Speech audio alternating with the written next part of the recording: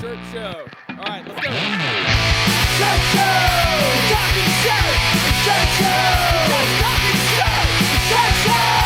Talking shirt! Shirt show! Shirt, man! All right, episode 62 of Shirt Show. We're talking with Nathan and Matt from Relentless Merch in Nebraska. Let's go! Hey, babe. Hey, baby bear. What you got on there, little Henley? It's a polo. Oh, are you golfing? Playing a little golf. Yeah. Yeah. Are you it golfing? looks damn good on you. Hey, thanks. How was your weekend? My weekend so far, so good. Mm-hmm. Did you do any laying by the pool or going to the lake or? No. Did you? I did sit by the pool, Mm-hmm. and I did go to the lake. Well, pretty much you just wanted to talk about yourself. So let's hear No, it. I literally did not even think about it. You look nice. Also, look at that. Is that one of those, what do you call it? Dixon? Shirts? Dixon. Yeah. Mm-hmm. It's Dixon, D-I-C-K. Son. Dick's son, yeah. I like those. No. They're comfy. Yeah, I have no bottoms on though. Like I literally just put this on so I look presentable. Of course. Yeah, of course. I'm just meat swinging right now. I got a question for you. Sure. Where do baby cats learn to swim? I don't know. Well, we were talking about pools a minute ago. The kiddie pool. Yes. So lame. Yeah. So What happens when you touch Dwayne Johnson's butt? something about a rock, right? You hit rock bottom. It's good. When you're not gonna like this one. When two people have sex, it's a twosome. When three people have sex, it's a threesome. Now I know why people call you handsome.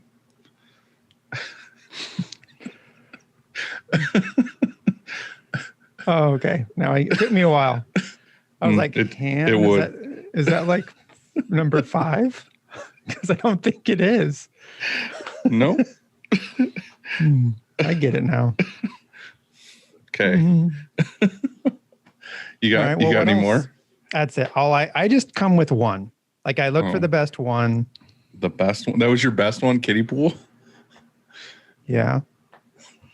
All right. I thought it was good. I thought it was pretty good. Okay. I mean, you laughed. I did. I laughed at how wonderful it was. So guess what? Guess what happened this week? What? A door opened. No way. And no doors closed. So basically, one door opened.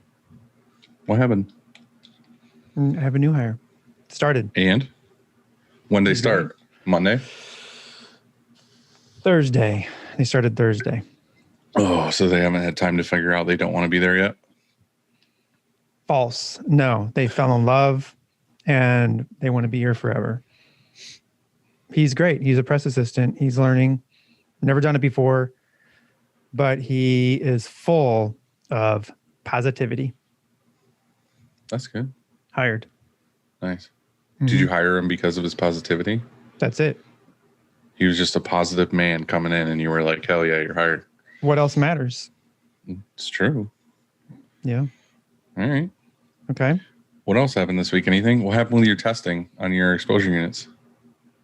That new exposure unit's bomb. I mean, that's what happened. The old exposure unit out. Uner? Did I say uner? The old exposure uner is out of here, and the new uner in here.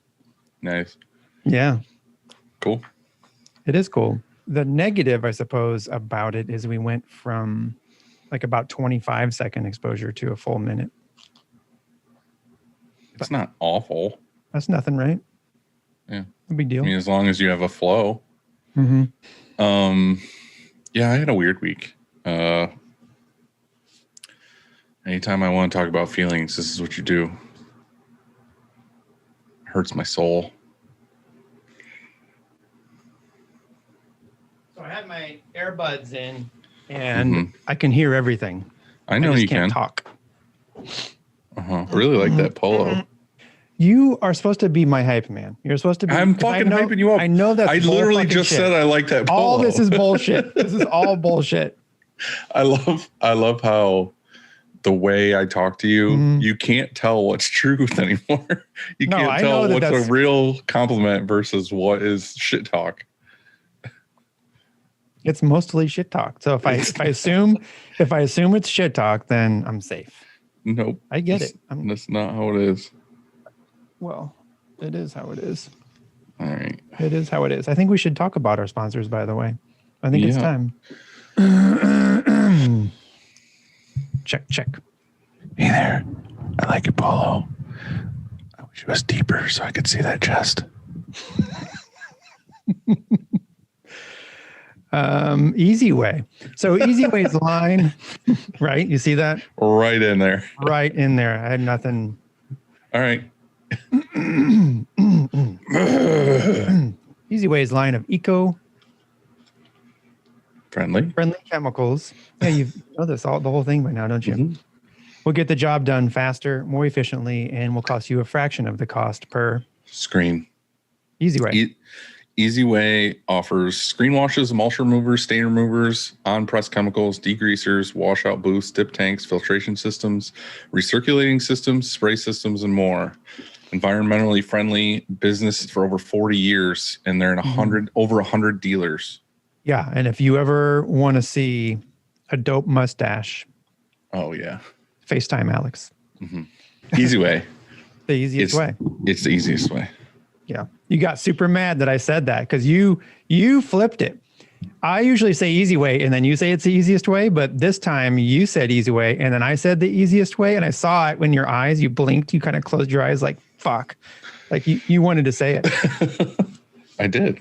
I stole your thunder. We have another sponsor. It is GSF, and that stands for Graphic Screen Passion.com. Yep. Frank is known for screens for sure, but it's the customer service with Frank. Super, super, super friendly dude, willing to help you out for sure. Go the extra mile, and they're the best screens. They're by far the best screens I've ever had. That's all there is to say about Frank. We love you, bud. And well, you're right. That is, I could say more. We could, but we don't have to. We don't have to. Right. If you're not buying screens from Frank, you're an asshole. And next. Next sponsor is Monarch. Monarch has an high. How high are you right now? My favorite thing about Monarch is their high opacity mixing system. Yes. We use it what seems like every damn day. You know how I said earlier that Erda. Oh, there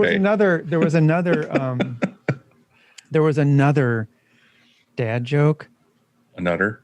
That was something that goes, I can't wait to hear how bad your botch is. What? Oh no, I got it. What does the baby computer say to its dad computer? Still botched it. I don't know what. It's something like that. It goes something like that. It's close enough. It says, "Dada." I laugh at how embarrassing these are. That one was for our buddy TC, the data man. Oh God! Do you say data or do you say data or data? Nobody definitely says data. Nobody says data. Data. That's what I meant. If you say data, you're a fucking asshole. Dada. It should have been dada. That's probably what it is. That joke fucking sucks. All right, next. Oh God! All right. Well, you just came to a realization. You're like, "Well, that joke fucking sucked." Yeah. What were we even talking about? We're talking about Monarch. Sorry, Monarch. We love you so much. Oh, that's right. You have great inks. Yeah. So Monarch. Ink better, print better, be better. Live Moss.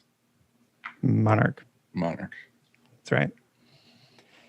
Whew, man, this has been rough. Oh no, it's good. I got a good belly laugh already. I know this is gonna be a good one. Oh, my eyes. I'm not drunk like at all. I'm drinking water, drinking Ozarka. Oh. Ozarka? Is that water directly from the pond? Yeah, it is actually. So, Okay. Action Engineering, they have the accessories that you need. Mm-hmm. If you're a screen printer, you need accessories, and that means you need Action Engineering. Just tools. I made that up. I just made that up. That wasn't Standard bad, right? pallets, specialty pallets, squeegees. They got the roller squeegee. They got pallet rubber, flood bars, parts and accessories, dryer belts, which I didn't know.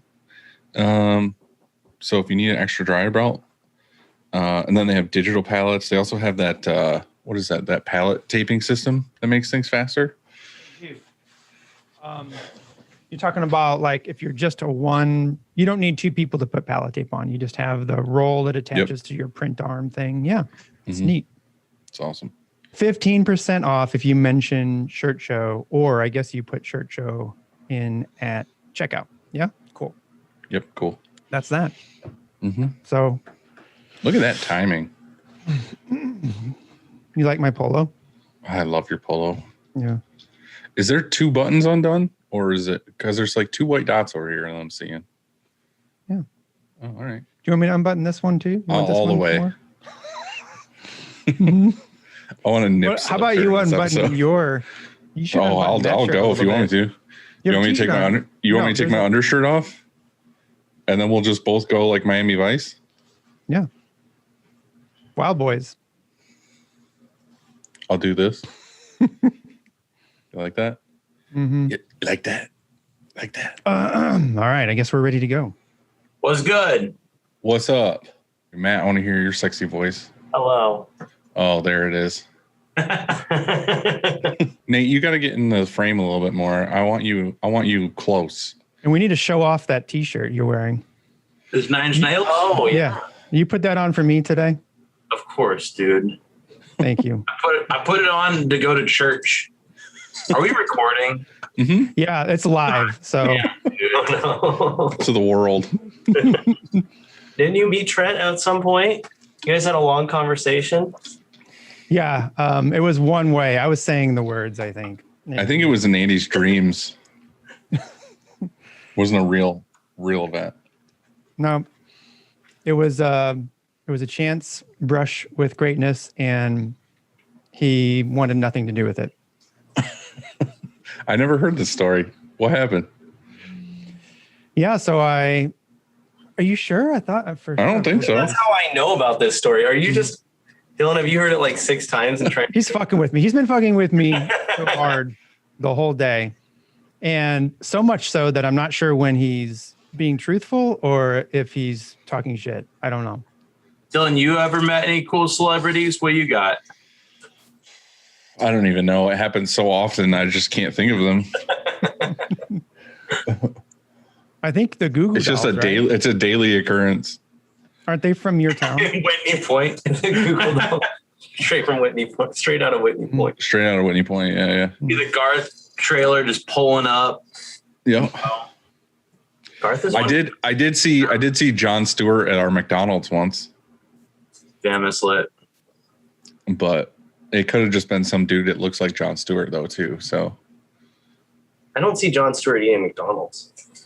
see, that's what I mean. Maybe he's getting coffee. Maybe he just. Yeah. The No. McCafe, it's solid. Is it? Fraps. He's like, it's solid. So what are you guys up to today? My band's doing stuff and just hanging. Is the band doing stuff without you? Yeah, they're shooting some videos. I worked on videos this morning, and then they're shooting stuff, and then I gotta go finish up after this. So yeah, we have a single coming out Friday, so it's a blast. Are you guys shooting the video yourselves? Yeah, we're doing this one DIY just to see how it turns out. It might turn out completely garbage, but We have a guy from New Jersey flying out in September to do a reel video for us, but we didn't realize that the label is going to have our single come out in August when our record comes out in October.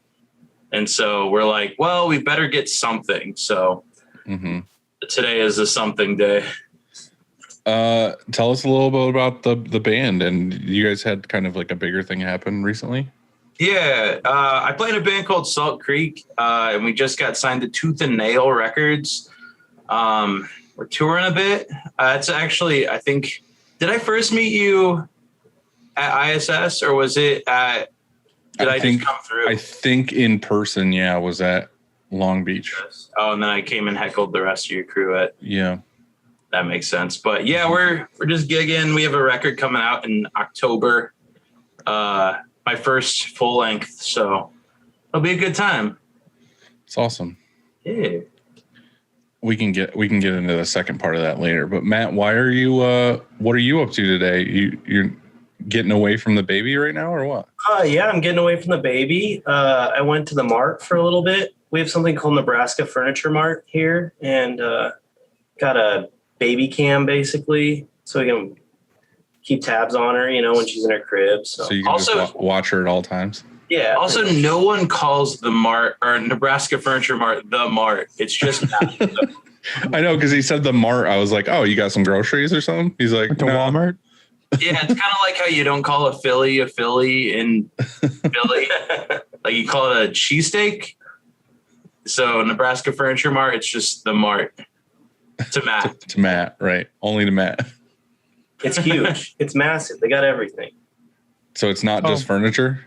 It's furniture, electronics, gaming computers. What's that place that you always tell me you're like, oh shit, you guys don't have one of those? Menards. Menards. Menards Yeah. is lit, dude. Andy, do you have Menards? We have Menards, yes. And it sounds like the Mart is or maybe it's Nebraska's answer to IKEA. It is. Because it is. You have food there too? Yes, there's a Subway.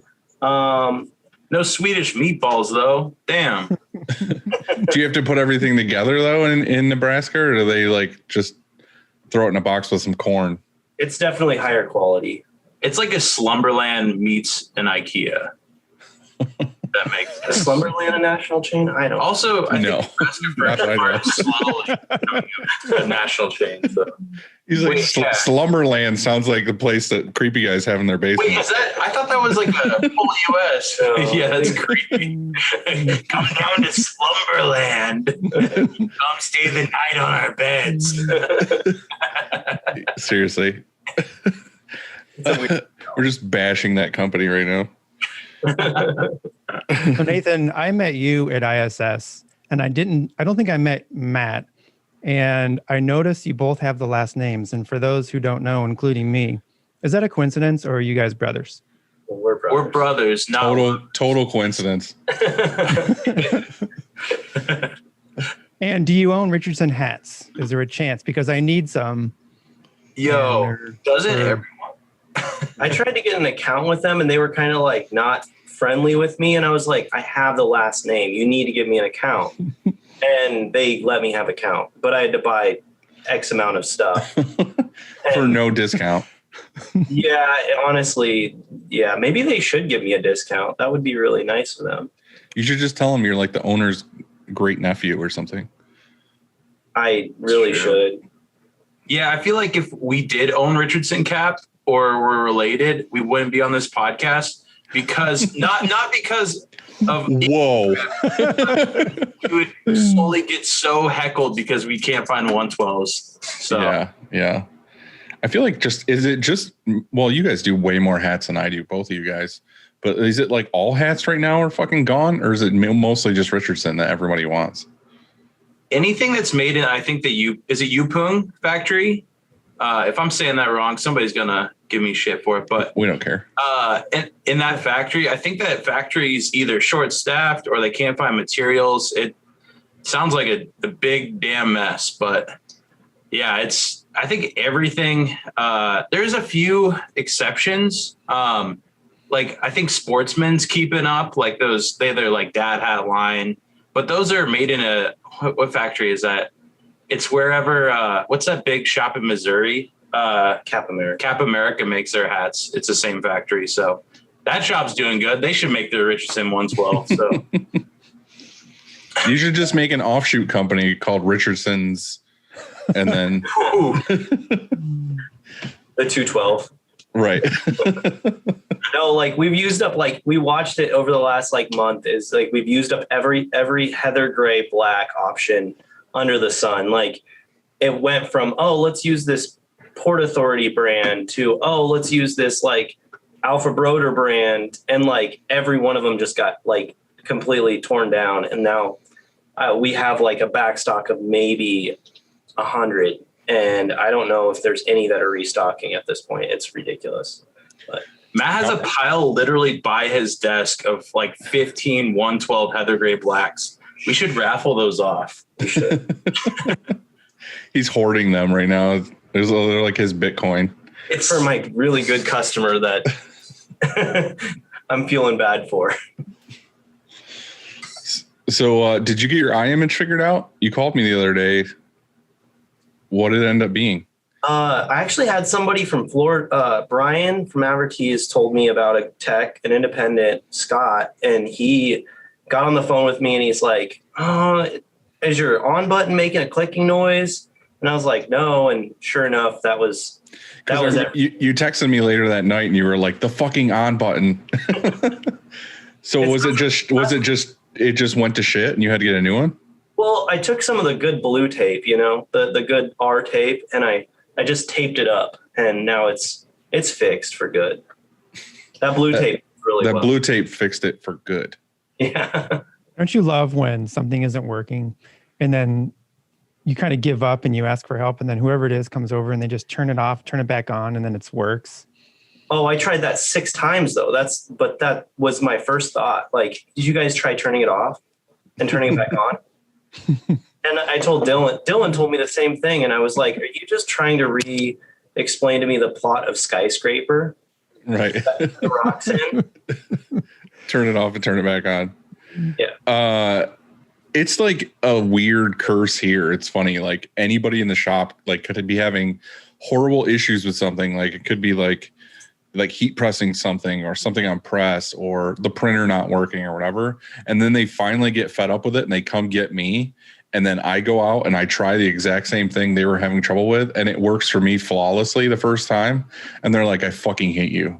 And then I'm like, what the fuck did you bring me over here for? And then I walk away.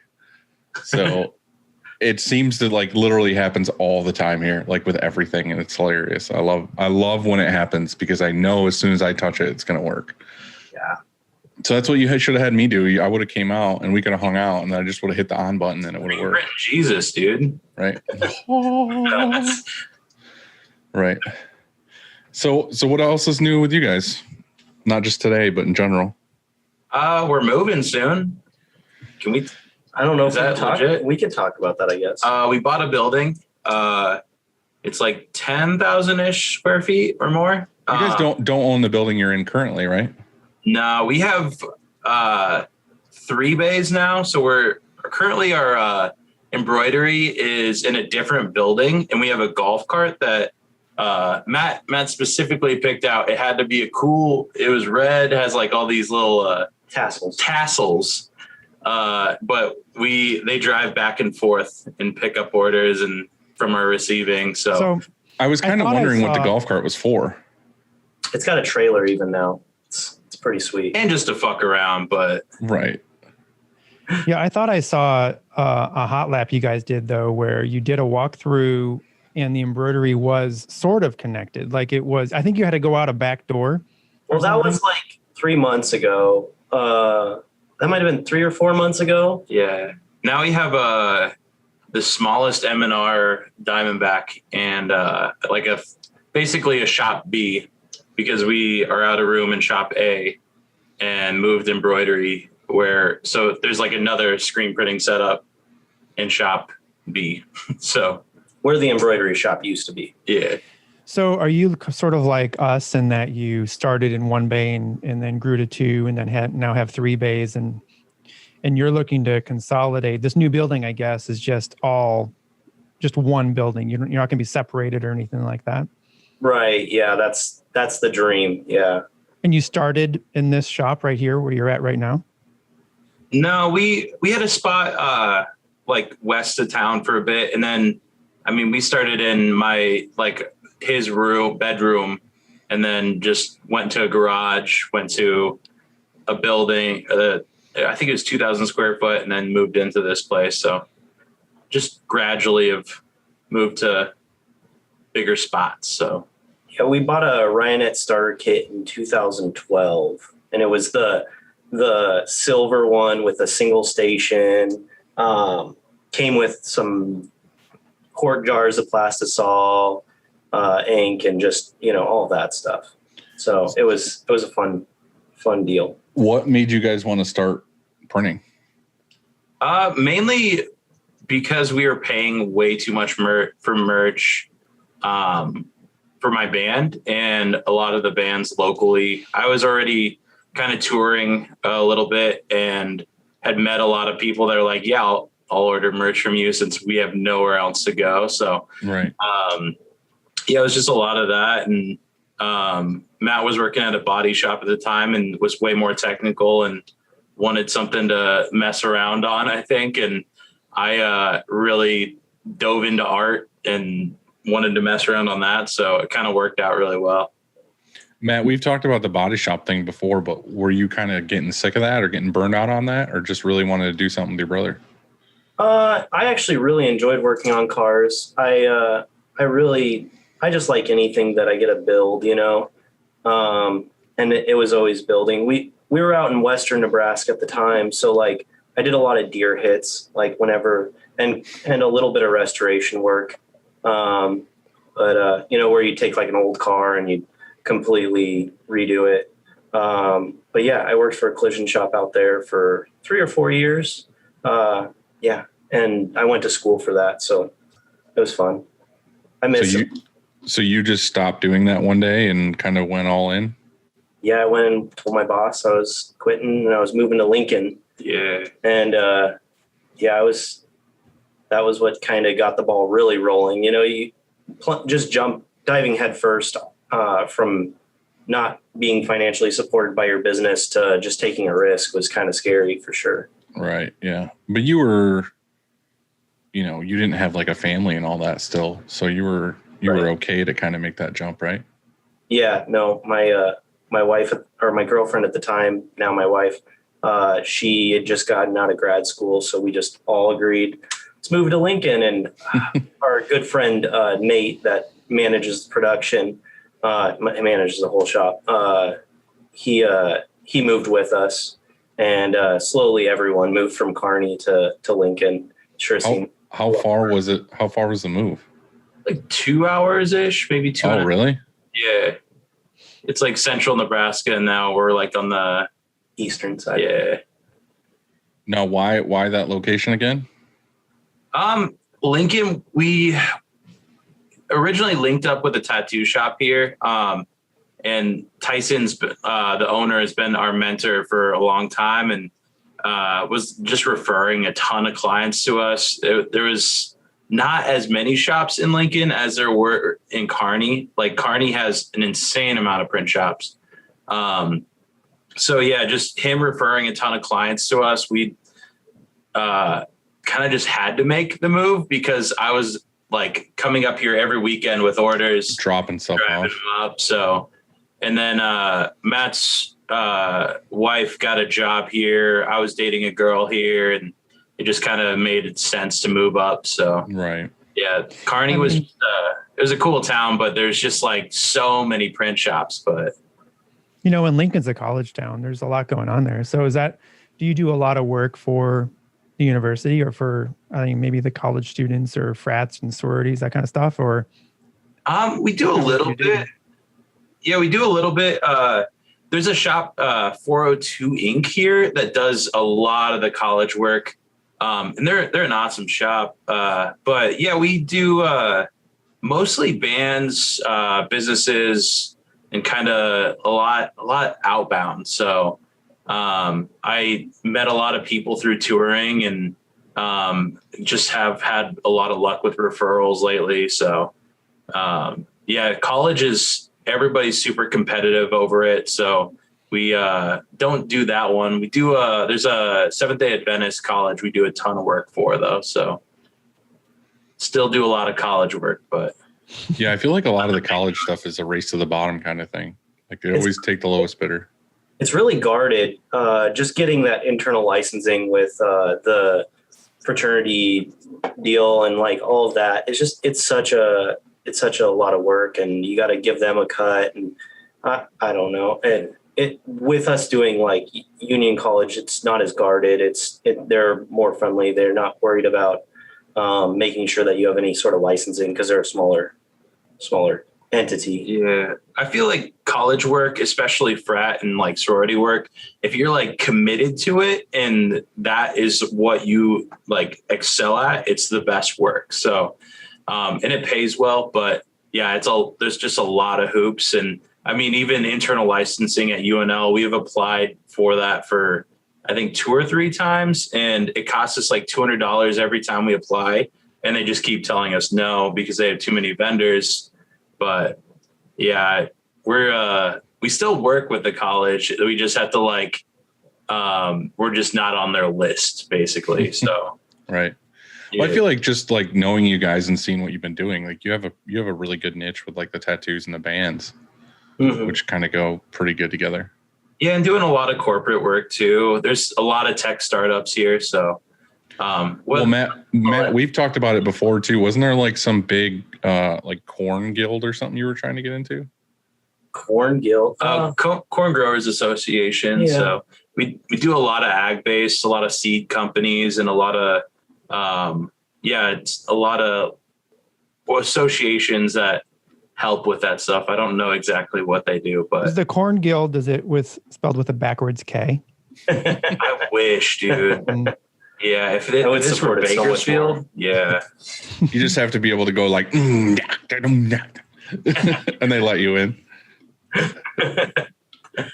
I've been how did the whole COVID thing affect you guys? Because with the band stuff, it kind of like pretty much stopped for a while. It pretty much tanked our band market pretty hard. It was non-existent doing band merch. So we kind of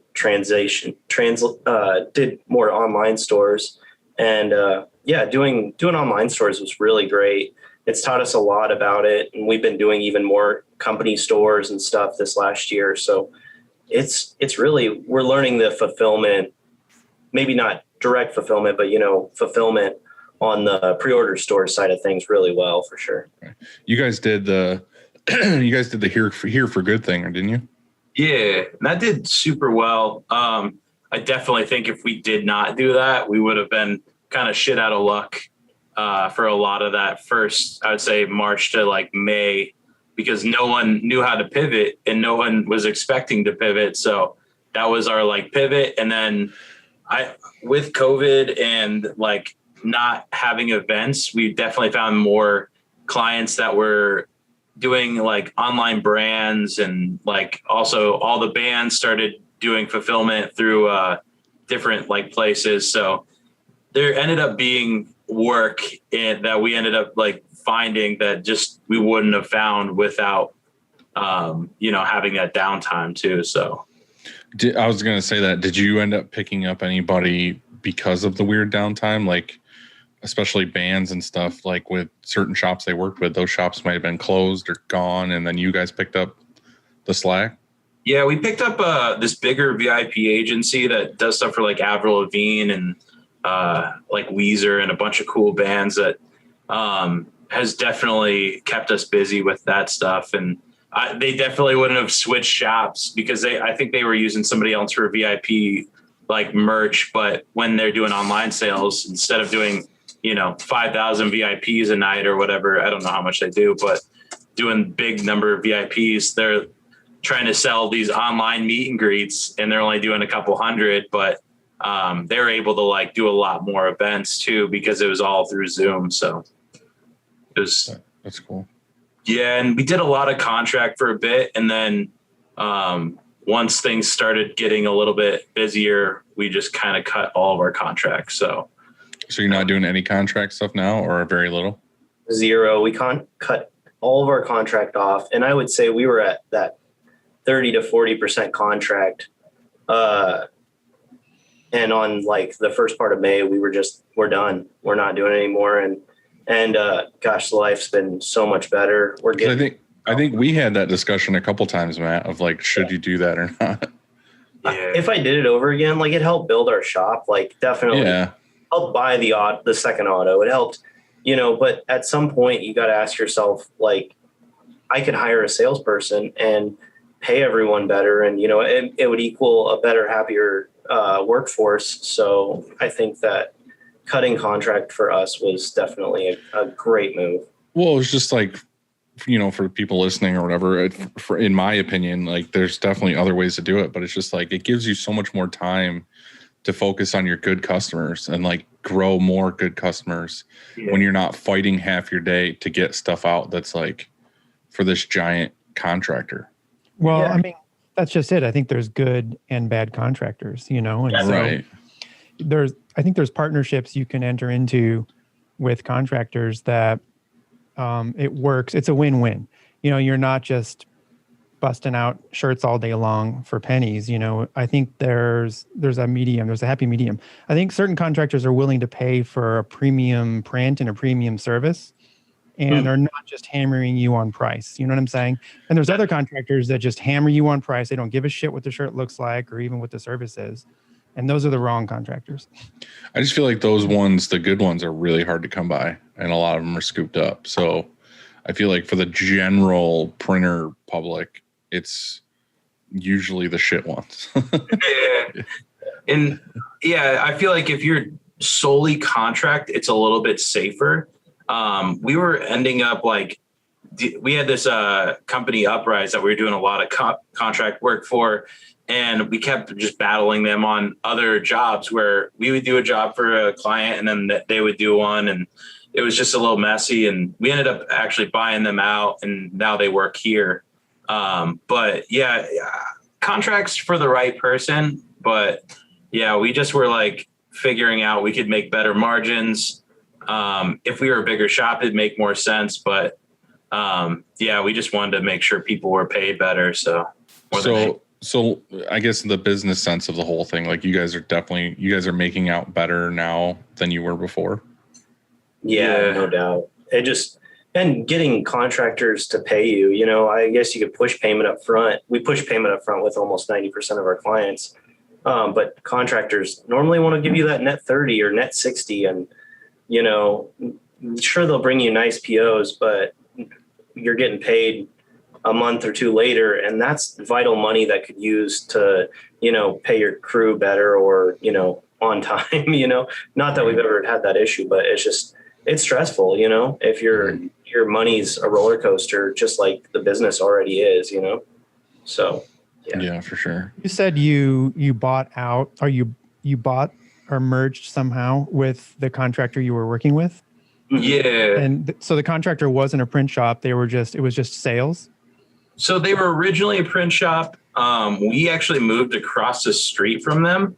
And they were already thinking about kind of switching up how they do things. They sold off all their equipment and went strictly both. One of them did design, one of them did sales.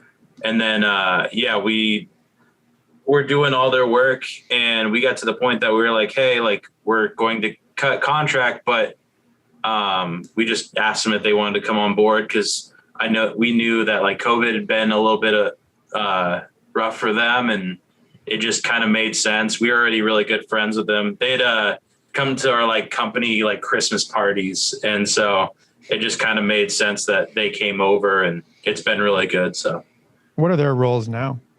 Both of them are sales. One of them does a little bit more graphic design when we need branding.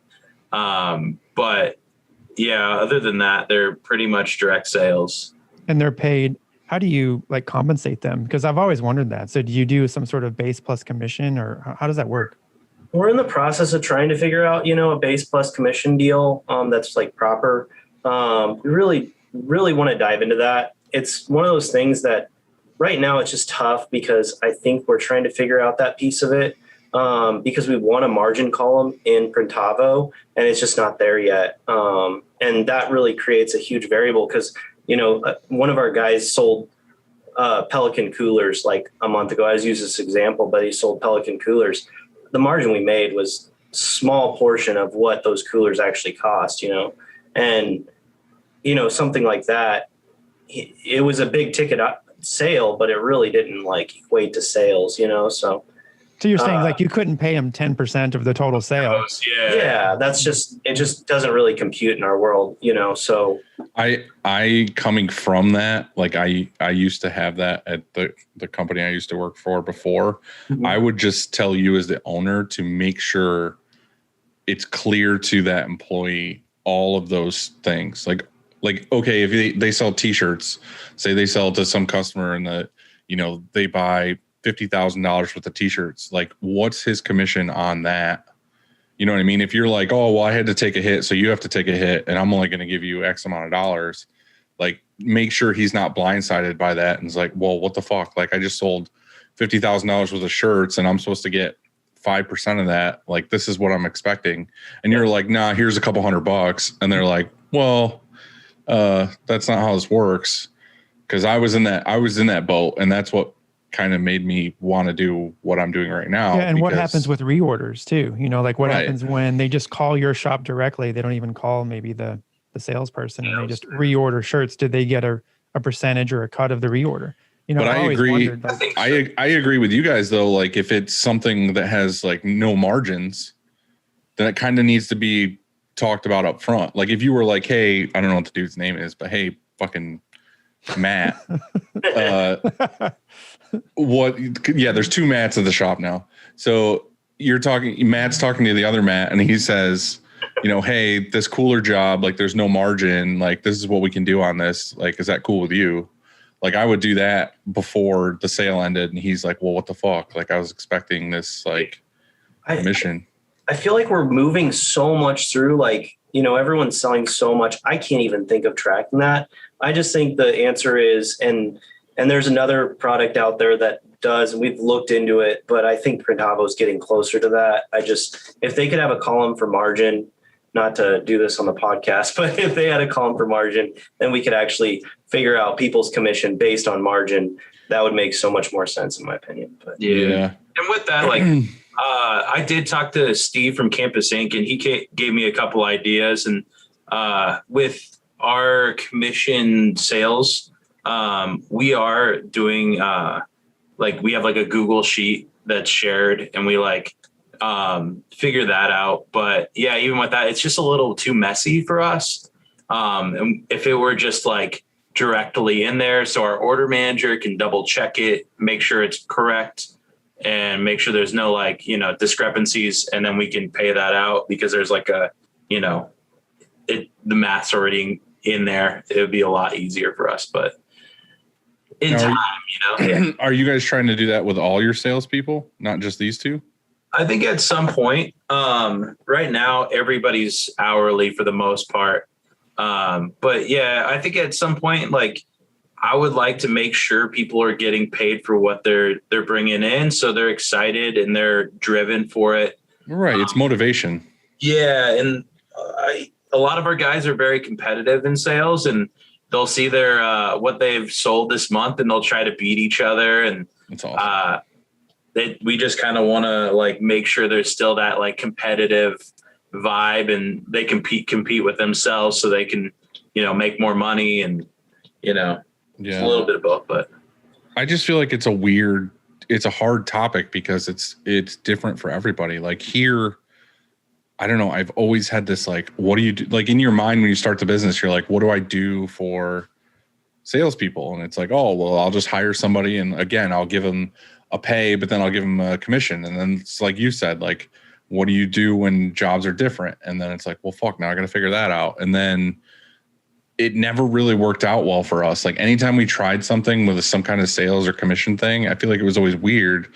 And then now I have my couple people that I don't even say are salespeople, I say they're customer service, because realistically, all they're doing all day is just like every day they walk in, they have a full inbox. They're quoting, they're making invoices, they're sending them to customers.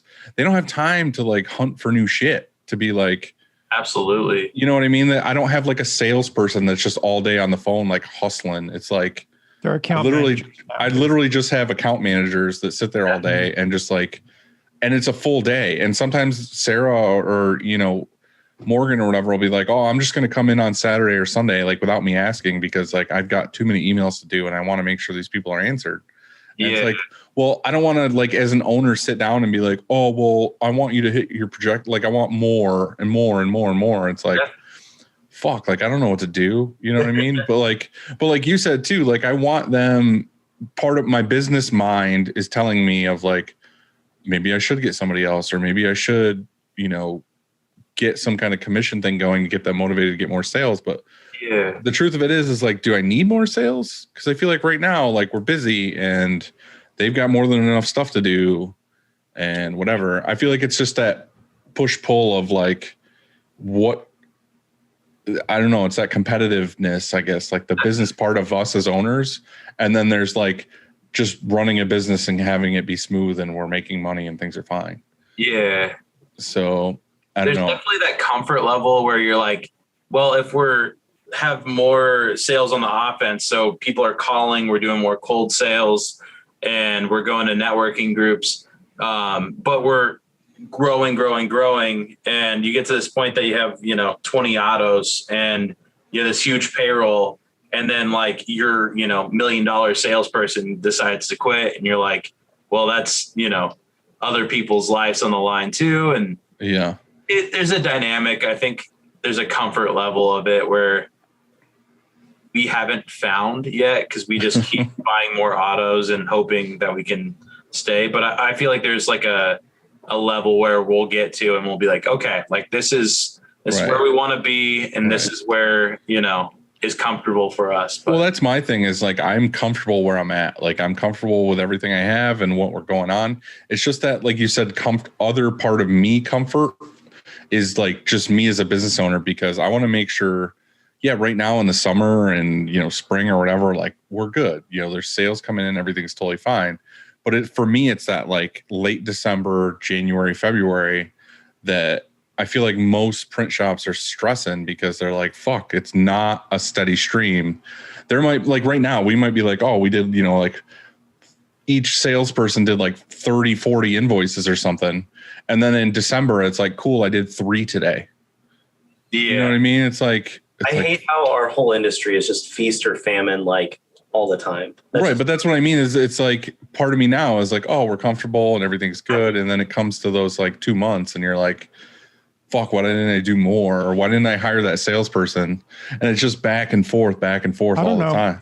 I don't know that the salesperson would solve your late December, January, February. No, I don't either. But I'm just saying like, that's what you think about when that time comes. It's like, you know, it's just, you always get that in your head of like, fuck, I wish I had that. When that time comes, I do, initially anyway, I always welcome it, because you know, you sort of catch your breath, you reset, and everybody isn't burnt out, you know? And so you go through a month or so, maybe 6 weeks in, and you're all of a sudden start to get the itch of like, okay, fuck, now we have to start paying some bills, you know? And so that's my problem. That's my problem is the bills thing. Like, when it's like payroll and it's not necessarily payroll. It's that everybody who's here all summer, you know, is like getting like 40 plus hours. You know what I mean? They're like, oh, cool, whatever. But then when it comes to those 2 months of the year, it's like, cool. Well, realistically, we could probably do all the work we have for the week in like 3.5 days.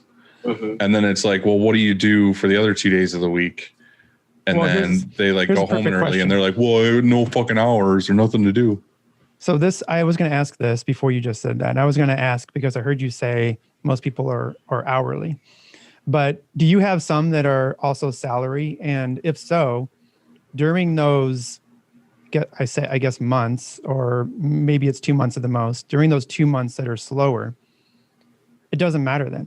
You know, it doesn't matter because everybody's going to be paid anyway and be paid the same. And then you're going to the rest of the year, it's all good. And so I don't know. I try not to stress too much about those 2 months because I used to. It used to really get to me, and I'm like, oh shit, we're going to hire nobody after like September 1st, hire 0, because by the time they're trained in, we start to slow down.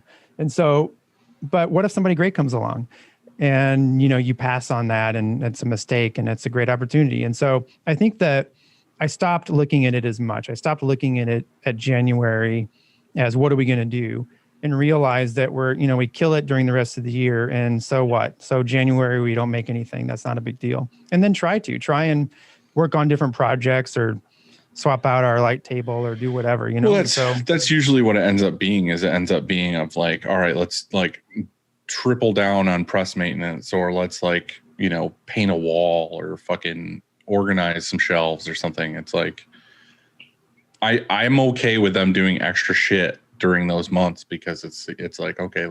And that's not to say that we are that slow. Like there used to be, I feel like it was the first like 5-6 years we were like, fuck, there's nothing to do. Definitely. And now it's like the past couple of years, I feel like we haven't really slowed down much at all. But I still feel like it's just ingrained in my head from like those first 6 years of like there was a year where I had to like sell a truck to make payroll.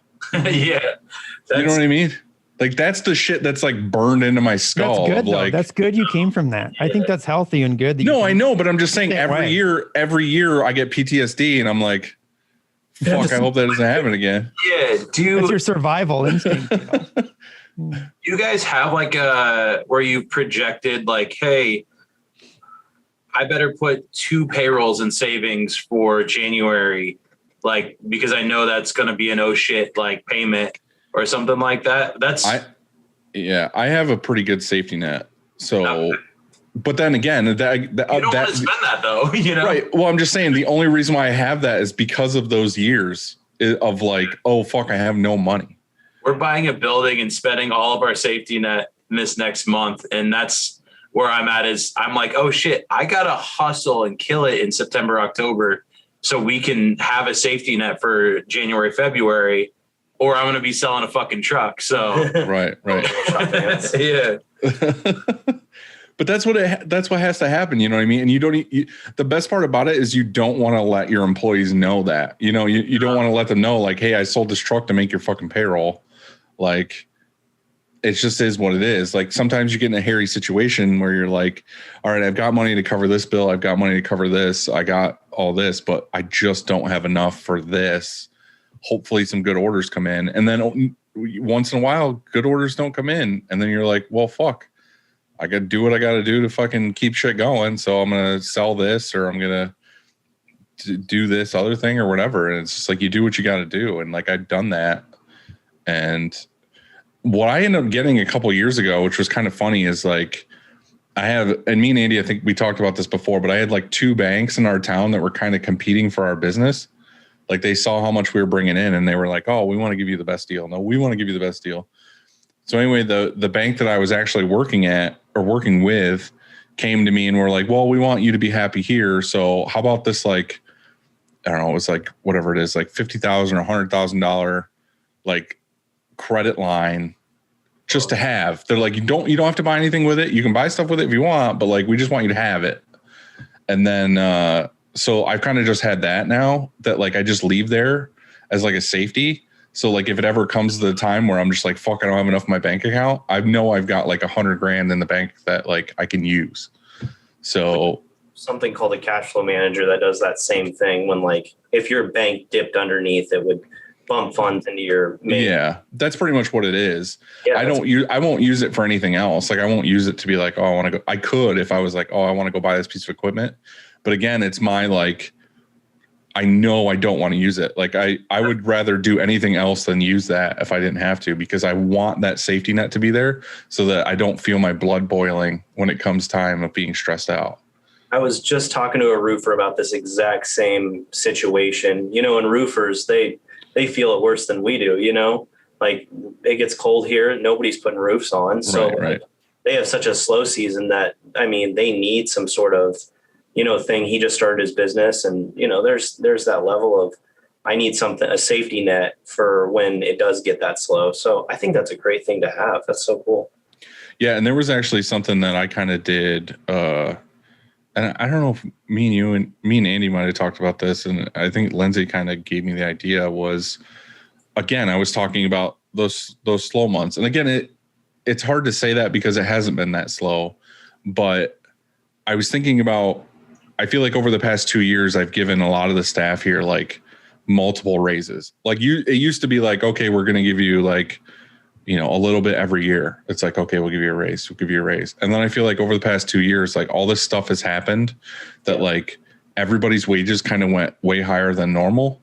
So I feel like I've been like, oh, every fucking like 3 months, here's a raise or something. You know what I mean? It's like, it's gotten to this point. And I was like, I kind of want to give them another raise. But it's also like, do I give them another raise? And then I know for those like 2 months of pay that I'm going to have to come up with that difference in what I give a raise, because it's not just giving one person a raise, it's giving 10 people a raise. You know what I mean? And it's kind of like, you're talking about like a cost of living raise kind of situation. Right. It's like, I just want to make sure these guys are good. And the thing I've always said with the company is like, the better we do, the better you guys are going to do. You know what I mean? Like if I get stuff where I'm like totally paid off with everything and like business is really good, like I don't want to be that guy who's like buying a yacht and then these guys are trying to afford like tires on their car.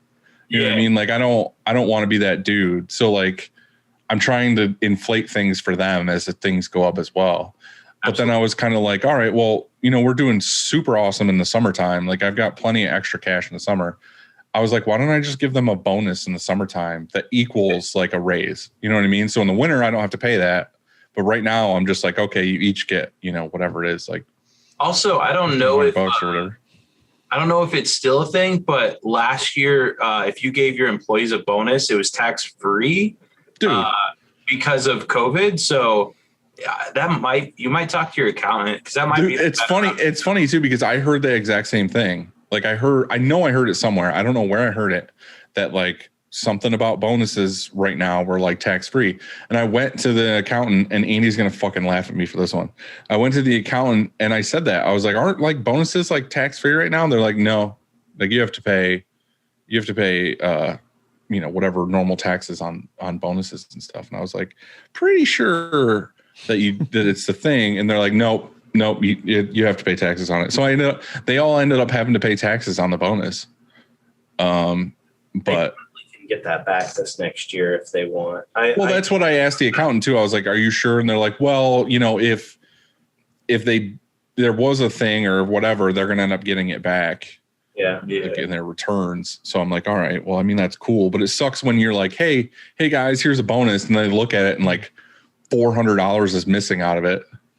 Definitely. Yeah. I didn't laugh at you. I think it's good to ask your accountant questions. But you always give me shit about how my accountant didn't talk me into LLC and everything else. Oh, right.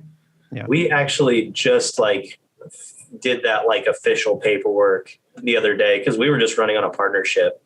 And I always assumed hiring a lawyer to draft all that stuff up was going to cost a fortune, but it really wasn't as bad as I would. Like a couple grand, right? Done it right out of the gate because you know how many people have asked us, I don't see you in the States like listing of businesses, and now we are in two different forms. So yeah, I wish we would have done that a long time ago. I can't believe I'm still sole proprietor. Oh, are you? Yeah. Nice.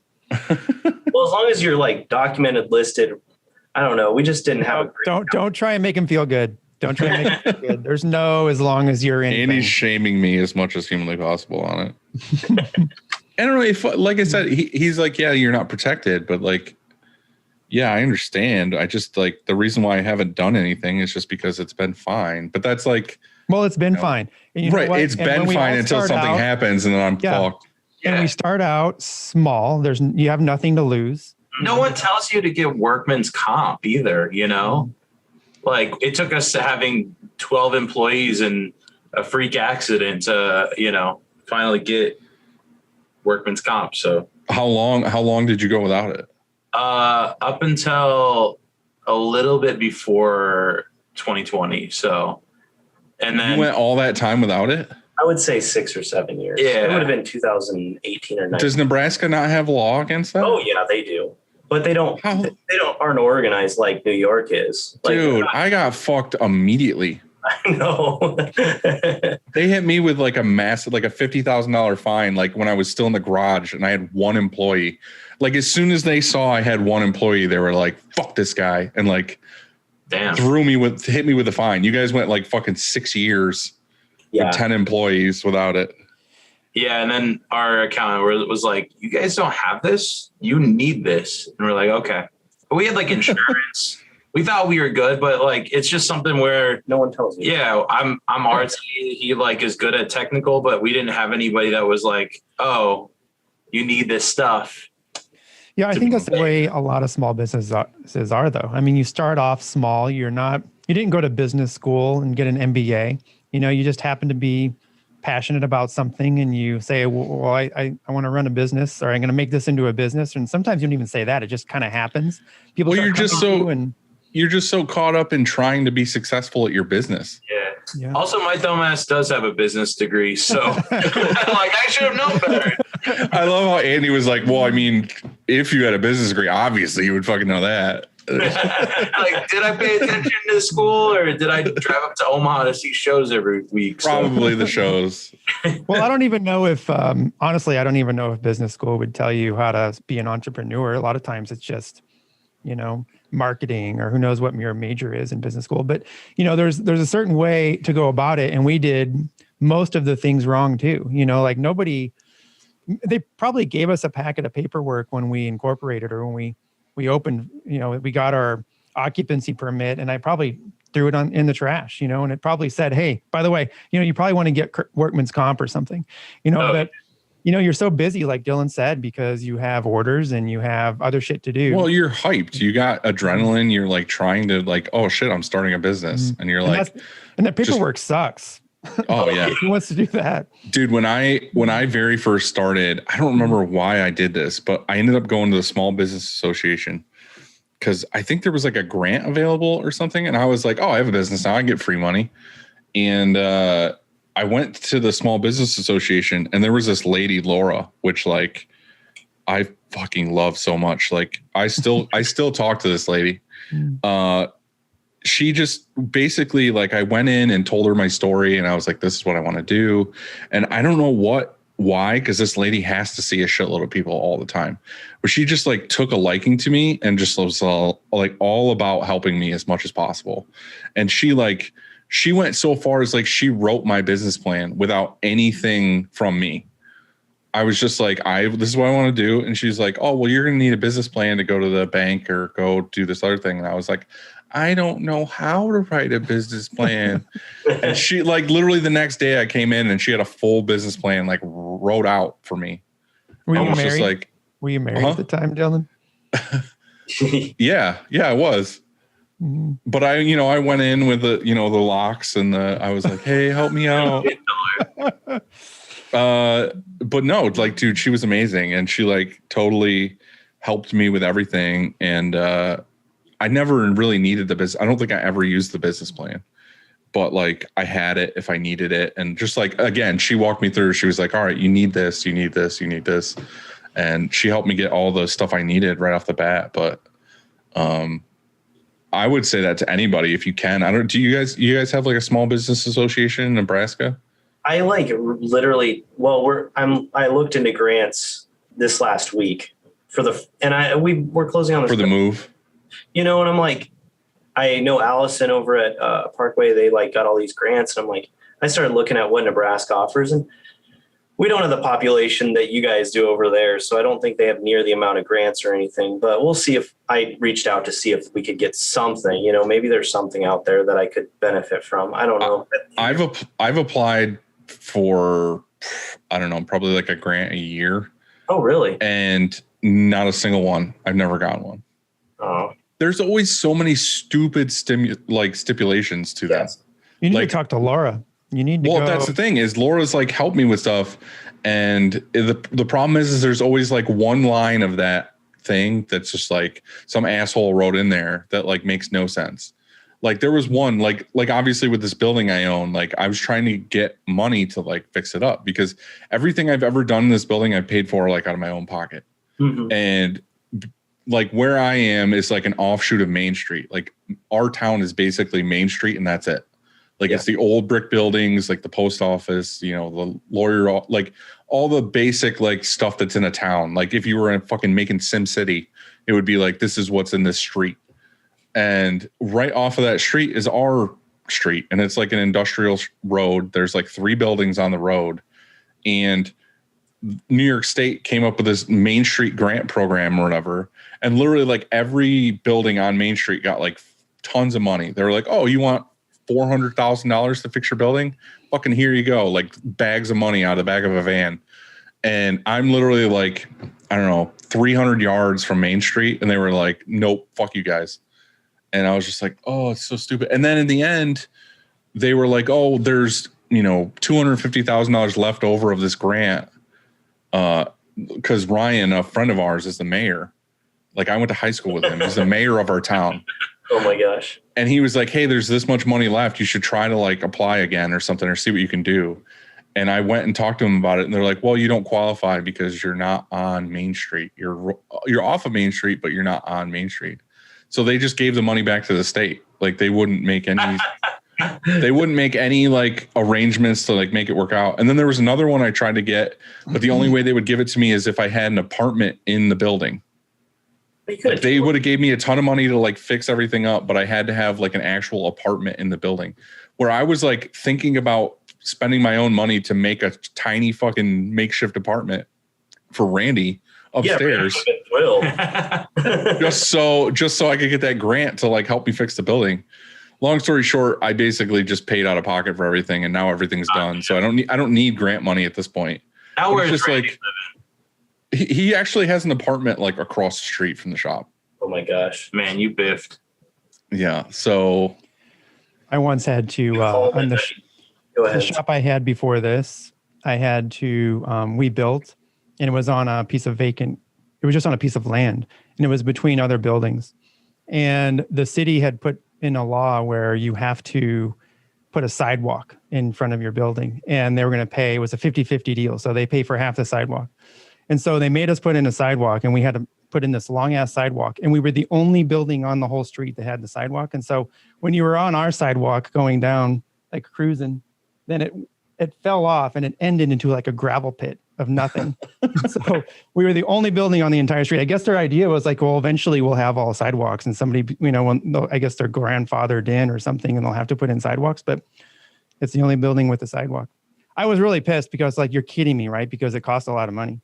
right. But I mean, even when they paid for half of it, it still costs a lot of money to put this long sidewalk in.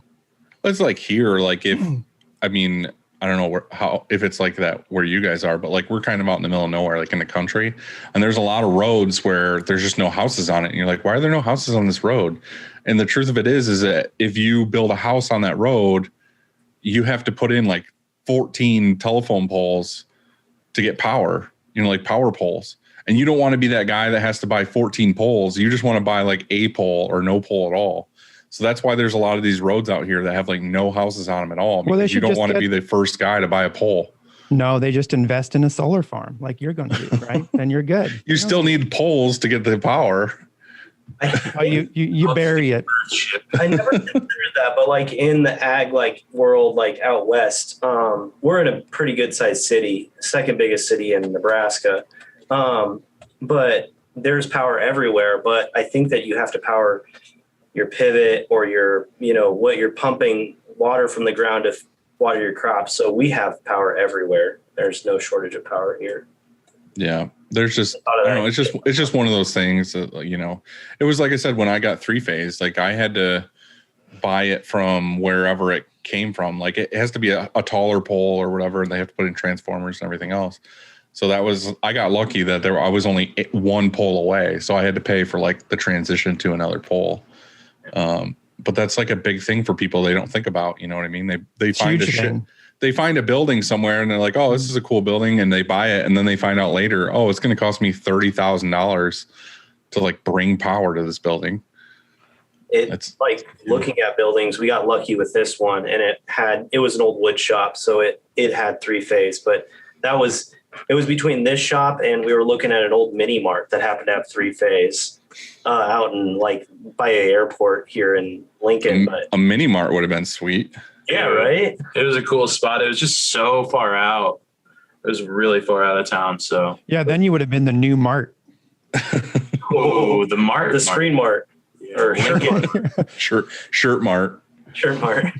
So why did you guys end up getting another building? Just because you're busting at the seams now and you want your own space? And yeah, we're out of room by a lot. So I mean, we could get another couple bays and make it work, but yeah, even where we have to like to get shirts from shipping and receiving to embroidery, we had to take a golf cart over, or, to get to the production, we have to like cart them all over, and it's just not really productive.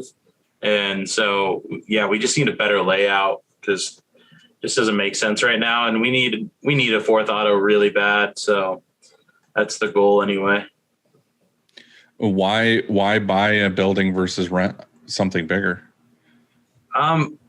With this building, we put a lot into the build out and we're not going to see anything from it. So our thought is if we buy it now, like it'll be an investment. And I mean, a lot of printers don't have the best investments situated. And that's kind of our deal. We're like, well, like, we finally got a retirement set up, but this will be our retirement if we ever decide to retire. So yeah, it's funny. Like I was thinking about it the other day too. And I try to like post stuff on Instagram on stories or whatever, but like owning your own building, you have to do like all the maintenance yourself. You know what I mean? Like, oh, I was here after a shirt show a little while ago and I'm sitting here in the office. I take the headphones out. It's pouring rain outside and I'm sitting here and I look up and I hear this like, and I'm like, what the hell is that noise? And like in this old building, sometimes you hear weird noises in the attic. It's probably like a raccoon or something because it's like fucking death up there. But it was like constant. And I was like, fuck, what is that noise?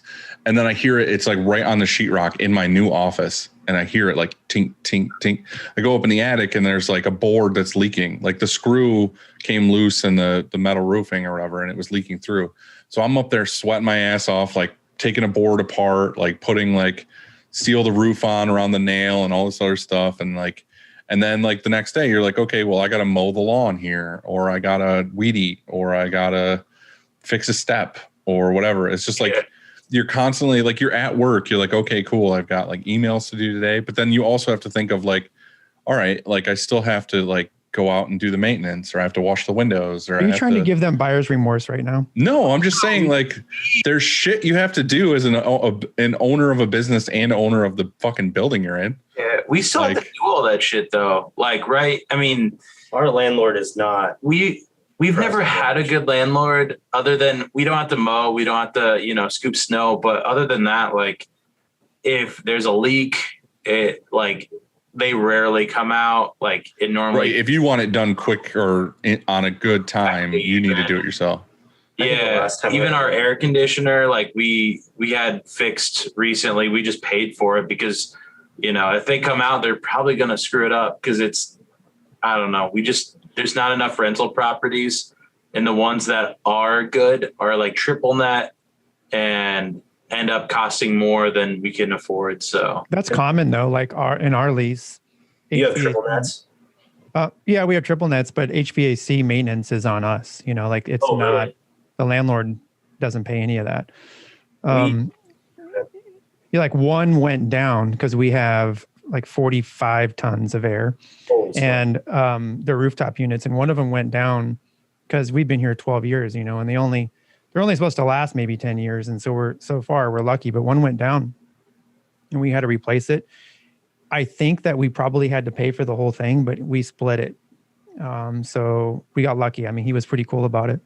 That's right. But I mean, it's common. I think that leases too. So you're saying, I mean, Dylan was making the point that, if it's your building, you have to pay for everything, which is true.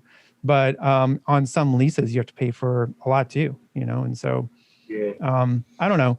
there's pros and cons to both things. Oh, definitely. Yeah. Yeah. I'm just saying that, like, for me, I've never had the other, I've never had the rental space. So like anytime you guys are like, oh, I put in this fucking like massive power bank, or I put in this like AC unit, or I put in this like new lighting, or I knocked down all these walls and did all this like plumbing and everything. I'm like, and you can't like, you can't take that with you, or you can't like, you know what I mean? You're just improving some other dude's building. Yeah. Yeah. And even getting like the guy to agree to you doing the things that you need to isn't always the easiest. And yeah, we just don't ask and just keep on doing right. stuff. But better to ask forgiveness. Yeah, we built this whole office upstairs this last winter, and I didn't even bug him, because what's he gonna say? No. Right. I mean, that's the worst comes to worst, you tear that shit down.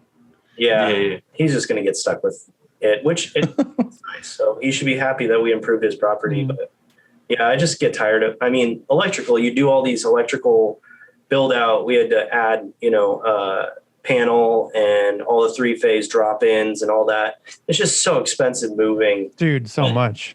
Oh, it's ridiculous. Yeah, when tenant finish, electrical is the most expensive thing. Always has been for us anyway. Everything, I mean, I think you could probably add together HVAC, plumbing. I don't know. A lot of other stuff doesn't even come up to altogether what electric costs. We spent so much on power here. Like you're saying, dropping the way we drop, because we have 15-foot ceilings, the way we drop our power, and we have 3 flashes and a press, the way we drop that power, it's crazy. It's crazy expensive. Yo, do you guys have air conditioning in the shop? Yes. So we have 12,000 feet, and the entire 12,000 feet is climate controlled. I love that. And I've seen a lot of people talk about that on social media. Like Matt's been talking about it quite a bit lately. So have you? I mean, it gets in St. Louis. It depends. I guess it depends where you live. What kind of humidity you have and what kind of temperatures it gets to in the summer. But here in St. Louis, it's no joke. And so if we didn't have air conditioning here, and there are shops that exist in St. Louis that don't, but our productivity would go way down. Our quality of life would go way down. Our equipment longevity would go way down. It was just when we did this, I just knew that we were going to have AC. And plus I added our own supplemental AC. All it is just like, it's not even heating and cooling. It's just cooling. I added our own air handler on the side of the building that just blows cold air.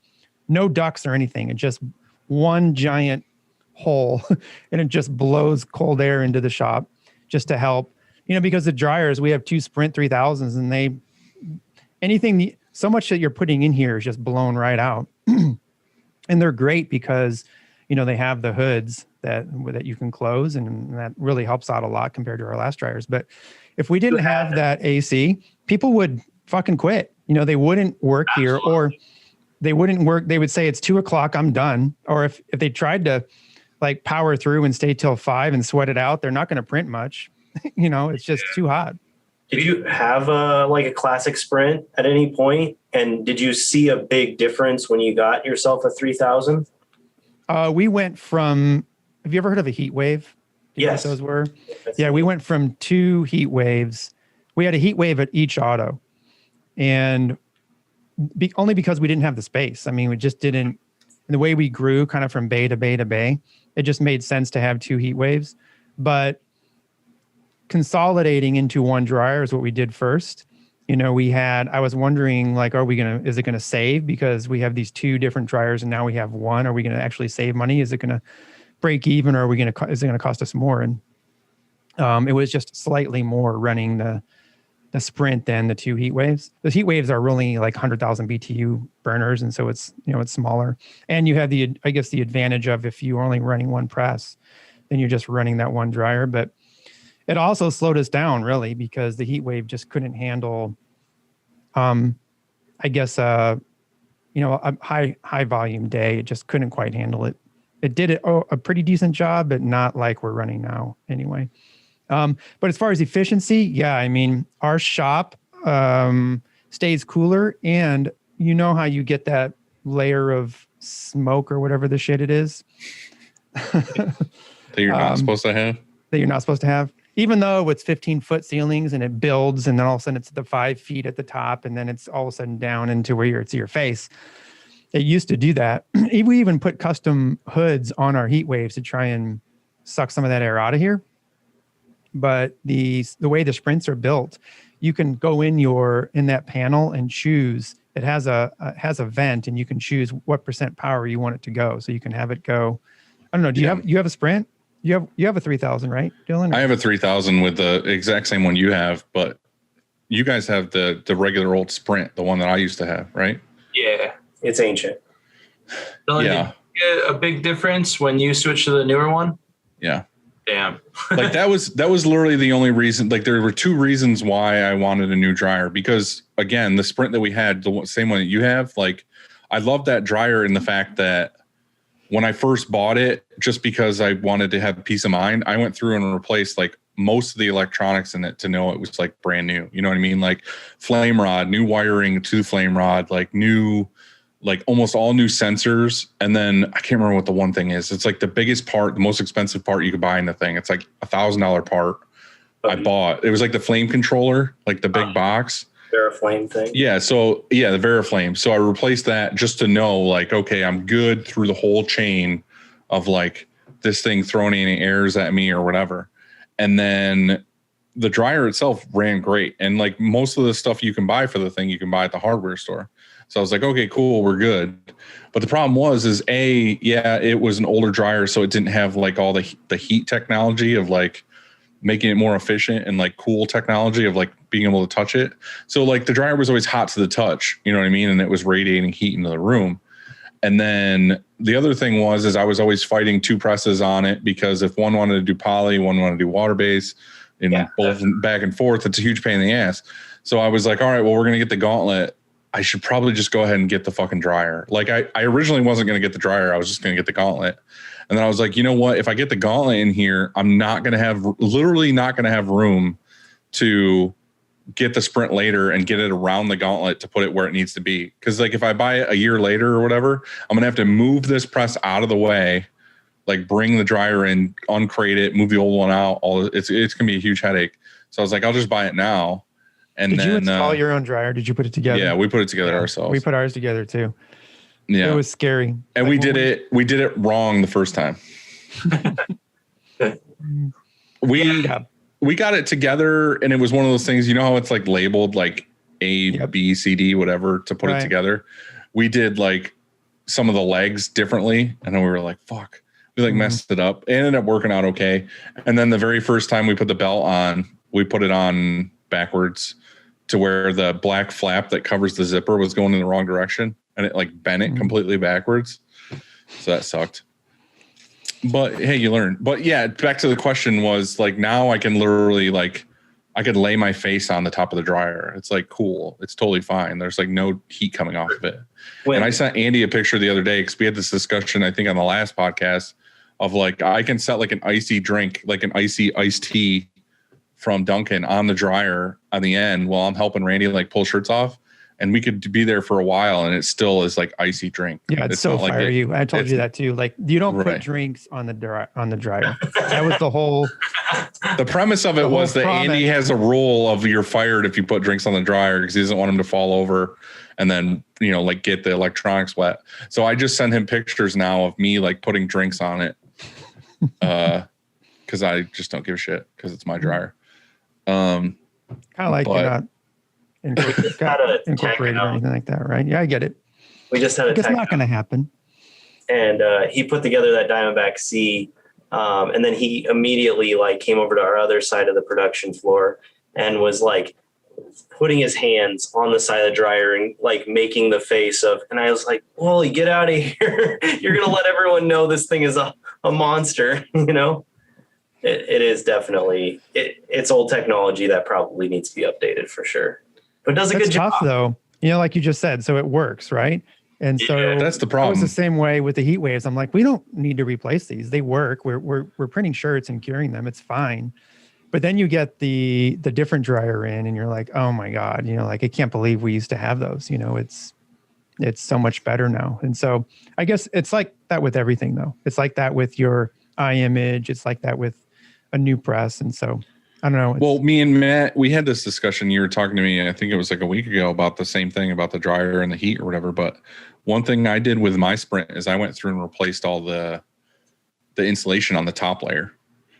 I went and bought like thick, like foil backed insulation and like replaced it all. And it did help, but it's still not the same as what it is now. Like if you look at the new ones, it's like, I don't even know what it is. It's like that compacted insulation. It's not like R19 or whatever it is you get at Lowe's. It's like fucking like it's firm, thick, compacted, firm insulation, and it's everywhere. It's like completely enclosed. So that's the difference, really. Is it was just like the efficiency of like not putting as much heat into the room and keeping heat in the dryer, and the fact that it's a split belt was my big seller to buy the dryer. And dryers really aren't even that expensive. Like you would think it would be like really expensive. When I found out the quote on it, I was like, holy shit, that's like half of what I thought it would be. It's like nothing. Yeah. It's really not that bad. Nothing at all. It's the one thing you really don't have to upgrade as much either. You know, right. True. Pretty set. Presses, I feel like I'm always like, it'd be nice to have a Sportsman, or it'd be nice to have a Gauntlet or a Cobra or whatever, you know. But I guess once you have the Gauntlet, you can look at Challengers. But yeah, and it's funny too, like I've had the Sportsman. Like when we first got the Sportsman, we were like, fuck, I love this thing. Like got it brand new, love it. I still love it. Like we still use it every single day and it has no issues, and we print with it. It prints amazing. Everything's good. But then we've had it for however many years now. And then after I went and visited Andy and saw the Cobra when he was still testing it, I was like, fuck, I kind of want to trade in this Sportsman and get a Cobra. Like there's nothing wrong with it. I just see the newer stuff and I'm like, fuck, I could really trade this out and get like a 12 color Cobra instead. Yeah. So I think I might do that in a couple of years or a year. Sportsmans are great. I was just talking to somebody. I FaceTimed with somebody last week and showed him our Sportsman, and he loved it. And he ordered one from it. You know, I mean, Sportsmans have their place. That's for sure. We have two of them. They're great presses. You know, my Cobra, thing is, I guess. like I see the Gauntlet and I see like that it's like heads down, and it doesn't have to air up and down. The table doesn't have to air up and down. And I see that like from press to press, and I'm like there's nothing wrong with the Sportsman, but I'm like, man, I wish it did that. You know what I mean? Like the Cobra is just like, it's so fast because it's just indexing. It doesn't have to go up and down. That I'm like, oh, that'd be nice. I've always heard that the sweet spot or the happiness lies between 2 and 4 presses at a shop. I used to hear 2 presses, and then now I have more than that. So I made it up and I made it more like 2 to 4 presses. But because I think my happiness is still what it was when I had 2, now that we have 3 and we have a 4th on the way. But where do you guys want to be? I mean, is it now that you're getting this bigger building, you're going to have more space? Do you want to have 4 presses? And also, just because you have 4 presses doesn't mean you're always running 4 presses. I mean, you could have a press that's always in, or a team that's, let's say, always tearing down, setting up, and then you could have people running presses. You know, there's different ways to run shops. And so it's not always that all 4 presses are running and all that kind of stuff. So where do you guys want to be?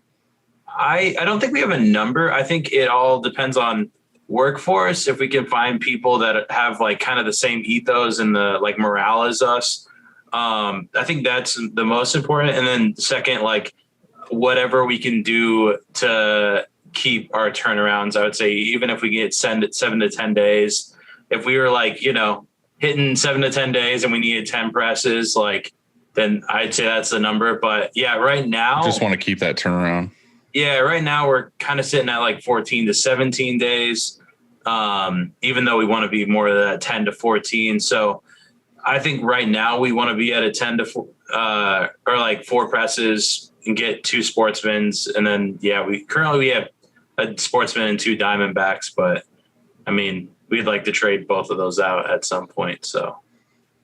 Yeah, I was talking to the guy who I FaceTimed with because he was debating between a Diamondback and a Sportsman. And I pushed him towards the Sportsman because I think that you're faster. I think you're faster in your setup teardowns, you know? And so, not the Diamondbacks are bad presses, because if you're on manual shop and then you can go to a Diamondback, I mean, that's a dream, right? Oh yeah, definitely. But when you're talking about things like you are trying to get down to under 14 days, well, then a Sportsman makes a difference between that and a Diamondback. So those are tough decisions for sure. Do you see do you think that your Cobra is that much faster than your Sportsman, or what do you feel? I'll answer this, and then also I'm curious how much faster the Gauntlet is than Sportsman. But Way the faster. Cobra. The answer is way. Just way, and then move on. Way faster. I think that. So there's a couple things, because productivity wise, the Cobra is rated faster than a Sportsman. It can index faster. And so if you're a shop that wants to do that or that can do that, then great, right? I don't like to go. I think the nice place to be is between 50 and 60 dozen an hour when you're running a decent job, right? Because much faster than 50 or 60, you can't inspect the shirt before you pull it off. You don't know what you're pulling off. And so if you're okay with messing up, 20 to 30 shirts and then that's okay. Like you've got stock to replace them and you just want to go fast. I mean, there's shops that do that, but we don't do that. We like to print slower, let's say, or a max speed of 50 or between 50 and 60. But where the time savings, I think, really comes in is at setup teardown. I mean, the Cobra is easier to set up and tear down than the Sportsman. It's just quicker. The things you're doing just happen faster. But that's also taking into consideration that the press operator is used to the Cobra. Because if I have a really fast press team on our 10 color Sportsman, and if I put them over at the Cobra, they're going to suck probably for a month. You know what I mean? They're like, hey, I want to go back to the Sportsman. I'm faceted. They can almost close their eyes and do shit, and all of a sudden you're on a Cobra and it's going to be slower. And so I think it's a combination of things. I have a press team on the Sportsman that can rival a lot of other presses, and it's just a 10 color Sportsman. It's fast as shit. The people are what makes the press fast. Yeah. For sure. I think so. Like a key part in that, but no doubt it is definitely the people that make that press. I feel like that's the answer, is it really is the operator, you know what I mean? His efficiencies and how he can do stuff. But the thing is too, is like the difference between your Cobra and your Sportsman is like, you have finer micro adjustments. You have the LED lights. You have the fact that you don't have to table up and table down. And just like there's other new features on the Cobra. The print run screen is better. Faster. It's right. a more updated. You have the airlock for that opening the screens and closing the screens. That's cool. So there's just new technologies on it that make it, more efficient. But again, like you said, it boils down to the operator of like, is that what he's used to every single day? The press operator or the team that's on the Cobra is really fast too. I mean, they're extremely fast. It's just, we don't want to be too fast, Yeah. I think that there's that nice, if let's say there's this 100%, that you can go this fast and it's max speed. I always think that maybe 80% of that is where you want to be. And you're going to have the balance of less errors, less misprints, and also speed. You know what I mean? And also just pace. Like, are you going to be able to last 8 hours or not? So Definitely. I've noticed if we go too fast at the end of the dryer, the shirts start looking like shit when they go in the box. They can't hardly keep up. And so they're not flat. They get wrinkled and they go in the box and they're opening them up here at the front counter and they hold up a shirt and it's wrinkled and I'm embarrassed. I'm like, well, that sucks, And so let's go the right speed. Let's make sure that I think there's a happy speed. Quality over quantity. Mm-hmm. And the time savings is the setup teardown for sure. I want to get out of the equipment talk real quick and go back to when you guys started. Like, so what was the dynamic? Was it Matt, you were figuring out printing, and Nate, you were doing the art and the customer service? Yep. Yeah, which is still the dynamic. I've always been heavy into sales, and not that I'm more friendly. I'm just like a very talkative, and I'm always out and about and going to shows and going to events and shit. So, but yeah, Matt like is more technical and is able to like fix things. And even like we have a new small dryer for our, room B, and I can't fix that stuff at all, but we were able to get back up in a day because he can. So it's just a good dynamic. It's kind of been our life dynamic too. So Are you still doing a lot of the art? No, we have one guy that's fully focused on art and separations. I do a lot of the color separations that are more intensive, and then we sub some of it out because there's stuff that's just way over my head. And then we have one guy that does more complicated, like branding stuff, anything that needs to be high, like AI, like vector stuff. So just depends on the job, really. Well, I see from like Instagram stuff is you're still definitely designing. Is that mostly for fun, or is that? Yeah, I'm doing a lot just on the side, just for the fuck of it. But yeah, I mean, I just designed. I guess I still do design, but I don't do design for Relentless. But and I only do probably one design a week. But yeah, for a second there, I was doing a lot of freelance, and then yeah, I just recently did a design for the Hella Mega tour, that Green Day, Fall Out Boy, Weezer tour. So yeah, I guess I'm still designing, but just not as much for Relentless. Mm-hmm. But there's one thing that like I've kind of gotten into recently, and I haven't really done it. I did like one quick one the other day because I had to. Is I wanted to get your opinion on this because I feel like you're one of the people that do it a lot, and I want to see if you like kind of see a difference in sales for that customer. Is like you making social media images for the client of like their shirts.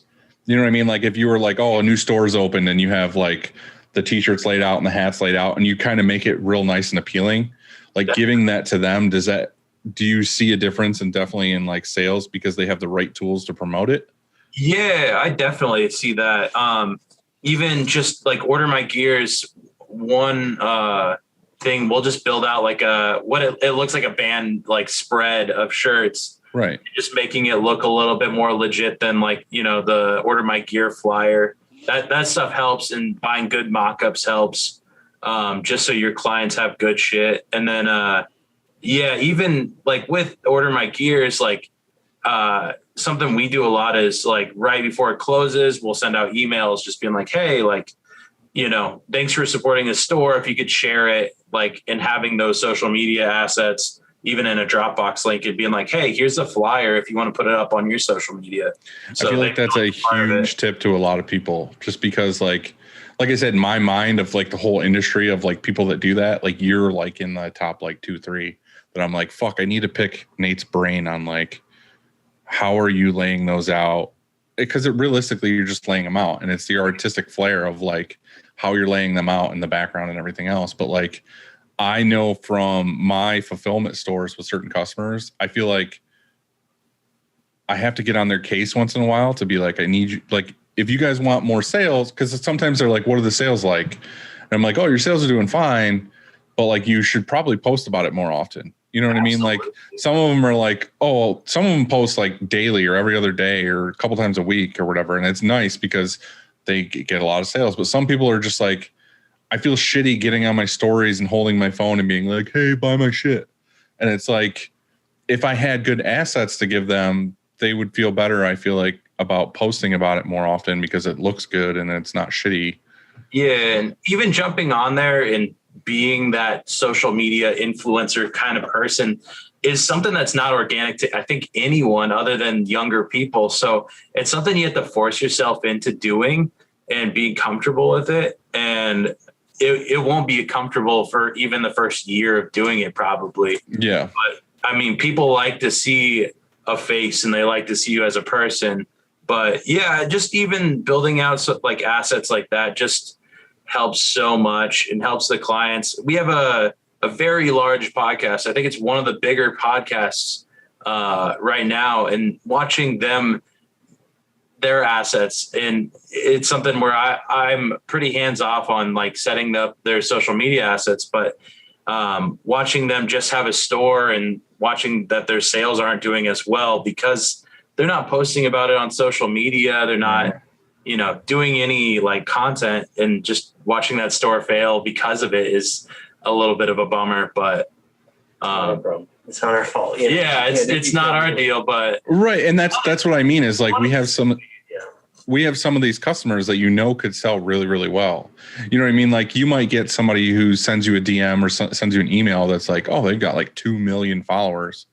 Like obviously people are following them, and you can tell it's not like they bought 2 million followers. Like they have 2 million followers, and they're like, oh, I want to start a store. And this is a real story too. Like I had somebody that had like a couple million followers and they wanted to start a store, and they like just barely hit the minimum on sales. Dude. So like for that store. And the problem is they did it. They talked about the store one time. Yeah. I think we've talked about this before about how we go through all this effort. You know, we design a shirt, we build a store out, and then we just leave it on like the 1 yard line and don't do anything else with it. And the people that, have this store, it's not their thing. Like maybe they're a gym, they're really good at running their gym, but they don't know anything about shirt sales or running an online store or anything like that. Or like the podcast, maybe they're really good at their podcast, but they just don't know the other part of it. And so is it something because it would be beneficial to both people, for us to give them? And I think this is what Dylan, you're suggesting is that whatever it costs us, marketing wise, and to produce some materials to give to them so that they have, and you can say, here's how, in our experience, here's how this works really well. And we've given you these things, here, do this. Exactly. Can they then sell 10X of what they were gonna? And if so, then you make 10X of what you were going to. Right. And I think that's what I'm saying. And I feel like that's what you guys are doing really well is you're giving them an asset pack and kind of a tutorial. Yeah. You know what I mean? You're kind of like, hey, here's some tools for you to be more successful at this, which in turn makes us more successful. Yeah. So I just it wasn't really a question. I just wanted to say like, well, obviously you answered in saying it helps. So that was the question, but I just wanted to give you praise of like, they look really cool. Keep doing it. Well, I'm not doing that, and I wish we would do that. And I think it's the old. Nate like did say he was doing freelance, so we just have to hire him. Just hire me, dude. I'll make you a template. We'll be good, babe. Thank you. I have like 3 that I literally just take and change the logo on the top and throw some mock-ups in. So $10, right? We're good. $10, dude. I'll send it to you. So we'll get some good stuff. Also, websites. I know what's Allison's shop. Parkway. Yeah, they linked me up with like Place It. They have some really good templates that look like people actually wearing a shirt. So like you can make content like Here for Good. I saw they did it, so we did it, and it worked really good. Like just to have something that looks like a legitimate thing, right. And not looks actually organic, actually somebody wearing a shirt instead of like a Bell & Canvas model, Right. Yeah, I definitely have noticed that too, even just on stores for like making items of like if it's actually worn by somebody, it's trusted more that it's like that's what it is. You know what I mean? Instead of just the basic bullshit mock-up of like pulling an image off of SNS. Yeah, and even like if the store is doing well enough, or even if you have a second round, like hiring a photographer to take photos for you is like, there's so many people that are down to do that stuff and will do it, for $50 even. If you have a homie that does wedding stuff and they have a Monday off that they just want to do some modeling shots, like stuff like that is really good. So, yeah, that's awesome. All right. You guys want to try to answer some listener questions? I looked at them real quick a couple minutes ago. All right, Dylan, time out. Hold on. Are they directed towards us? Because that would be terrifying. Andy's trying to like add music in for these now, and it's weird. Did you hear it? No. Oh, yo, this sucks. No, I don't know. Chad gave me that one. He said, "Don't ever." You need to get that thing hooked up. Why you own the machine to do this? Why do you not have it hooked up yet? Well, that takes time. Oh, okay. All right. I want to do a bunch of these because some of these look pretty good. Hold on. Are you guys, this is kind of like the question is, do you do small one-offs or do you only offer like bigger orders? But you guys got rid of your DTG, right? You're not doing that anymore? We're not supposed to talk about DTG on this. That was a no-no. Okay, one-offs. My man, If I you agree. have it situated where somebody can build it out on a website, or you are able to charge a design fee, it's worth it. But I mean, it just depends on what you want as a shop. It didn't work for us at all. We lost more money on the DTG thing than. Well, in all honesty, it was 100% worth it getting all those Shrek shirts. Oh, We dude. did more of the comedy shirts than, like, I swear, like, more employees printed shirts for themselves Than we anything did for else. customers. And, you know, I just spent the whole day over the DTG just trying to get it to work. It was a Frankenstein machine, but I'm sure like those GTXs are a lot better, which someone might have bought on an auction this last week. Yeah, we're back in the DTG business, baby. What up? Did you are you talking about the auction that other had day. about 1,000 of those? What, Little Reggie's, or what was that place called? That Yeah. shit was crazy, dude. We bought a new manual though, so Yes. got something that's worth something. But I told him not to. You click the button and it fired off so quickly. Matt, come on, man. I was just running them up for fun, and then next thing you know, you end up with one, and you're like, "Oh, I guess I have to pay for that now." How does that work? Do you go pick it up or do they ship it? Yeah, Matt has to drive to fucking Texas this week, so I'm not Really? Is St. Louis along the way? Yeah, I think it is. Depends Yeah, on where you're totally. going, but yeah. A little John out of the way. You seriously driving down to get it? Yeah, Matt, only come 9 on. it's only 9 hours. There. We bought a Sidewinder with air clamps, Yeah. so I'm excited about that. But I That's cool. bought the DTG. All right. Yeah, it was a mistake. Okay.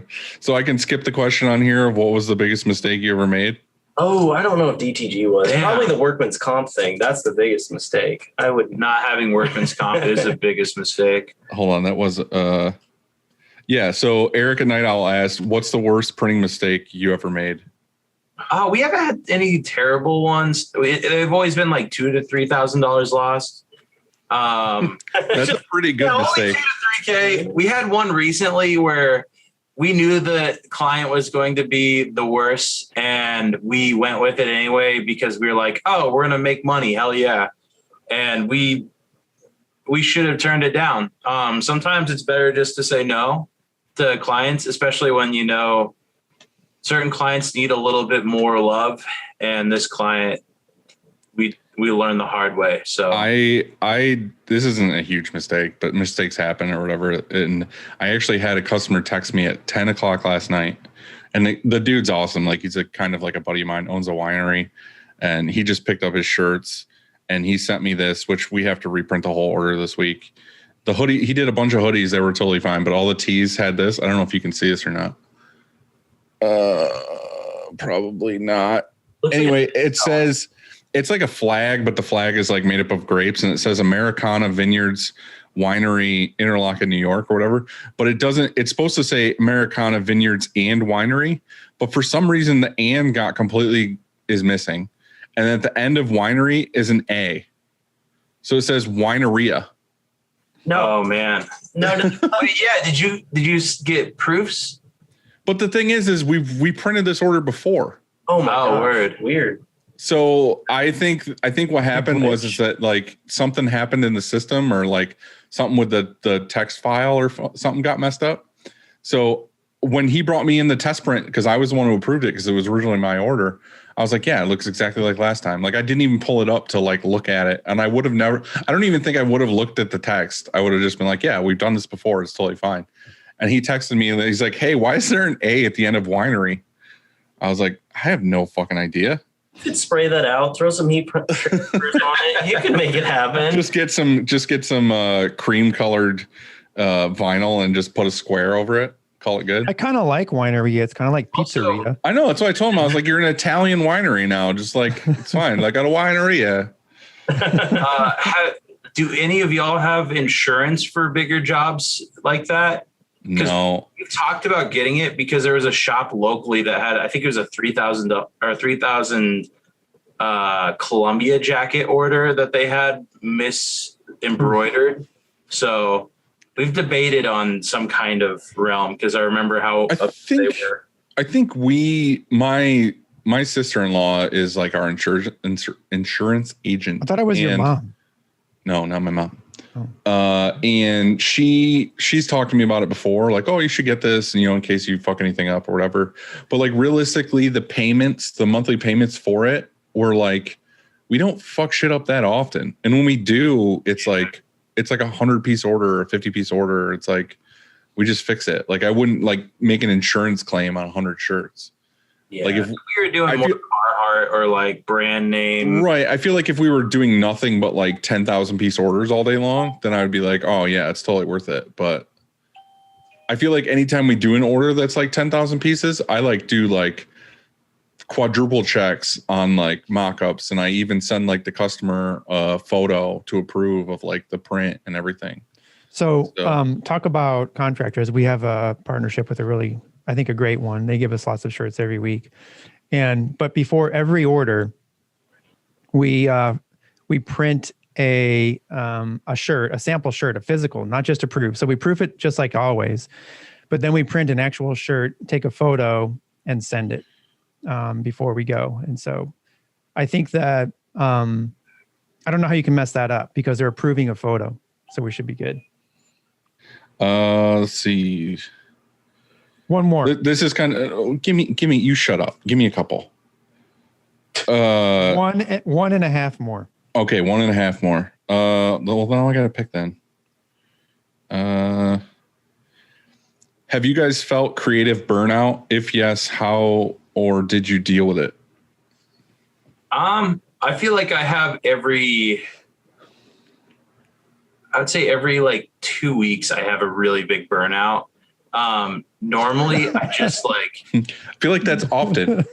Yeah, well, I'll have like a day and then I'll be fine, like, but I don't know how I deal with it. I normally just get like a good meal, like just chill out, go back to sleep. Mm-hmm. I don't know. I think that's perfect. I think a nice meal and a good night's rest, and you're ready to start over. Why not? Even company outings, like we went and did mini golf and stuff like that.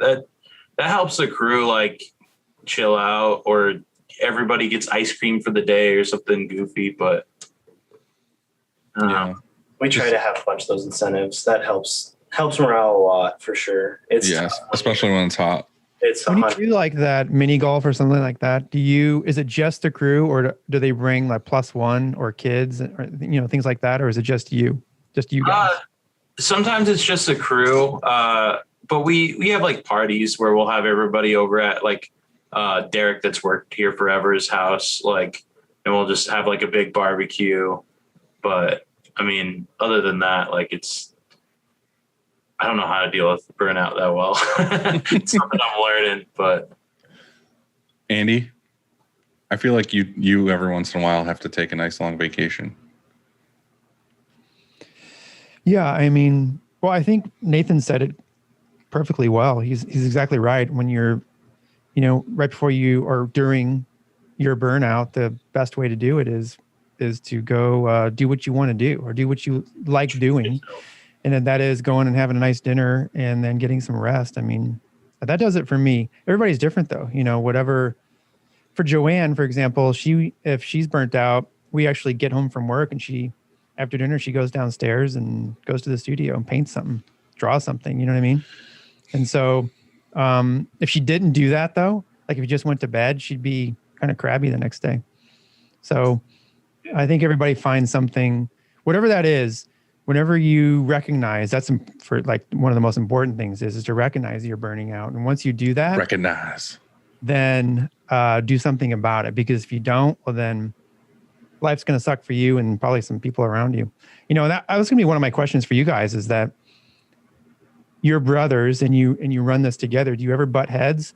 And if so, how do you resolve it? Like, do you arm wrestle? They fist fight. Kill it out. Yeah, like what do you do? Like how do you fix it whenever you butt heads, if you do? Honestly, it gets tense for a second and then it literally dissipates after like an hour and then it's gone and it's dealt with. It's squashed. we move scream on. at each other and we, tell each other F up, and then, it's just gone. So. It's a lot like Orange County Choppers here. Who's senior and who's junior? That's to me. I feel like now that we have separate offices, it's a lot easier too, and we have different job roles. So, I don't know, just kind of dictating what each other does too. Like, there's something that doesn't work well for me to do, I'll have him do, or same vice versa. So even like Punisher clients that are going to be difficult to deal with, you're like, well, like I dealt with her last time, like I'll push him on to Matt or something like that. So he loves that by the look of his face. I hand off more than anyone, so I can't. All right, I left the serious question for last, and Maggie asks, is cereal soup? Why or why not? Yeah, it's too serious, man. I'm not going to answer that. Sorry, Maggie. Come on, Matt. I know you're thinking about it. Is it soup? Breakfast soup. Yeah, you could call it breakfast soup. I mean, it's a bowl and it's a spoon. I don't eat much cereal. You don't eat cereal? I don't eat much I cereal. guess you can.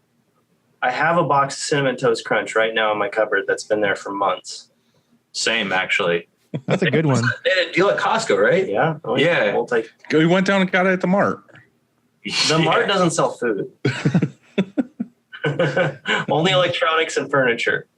And I don't know. Well, they need to sell food. Yeah. That's Good. next. Oh, well, Subway, but you have to hang out there all the time. All right. right. Do you guys have questions for us? Yo, were we supposed to? The AC, the question was my big one. I really wanted to talk about AC because And the dryer. Yeah, we recovered that. We went over those. Yeah, you don't have to have questions for us. I just didn't know if you did. You guys, I know you've talked about this on other shows, but like work order wise, are you guys doing most stuff by hand? Because I know, do you either use Printavo or like a shop? Not currently. With growth, do you think you'll need to, or do you guys have like such a something you're comfortable with that you're able to train people on pretty easily?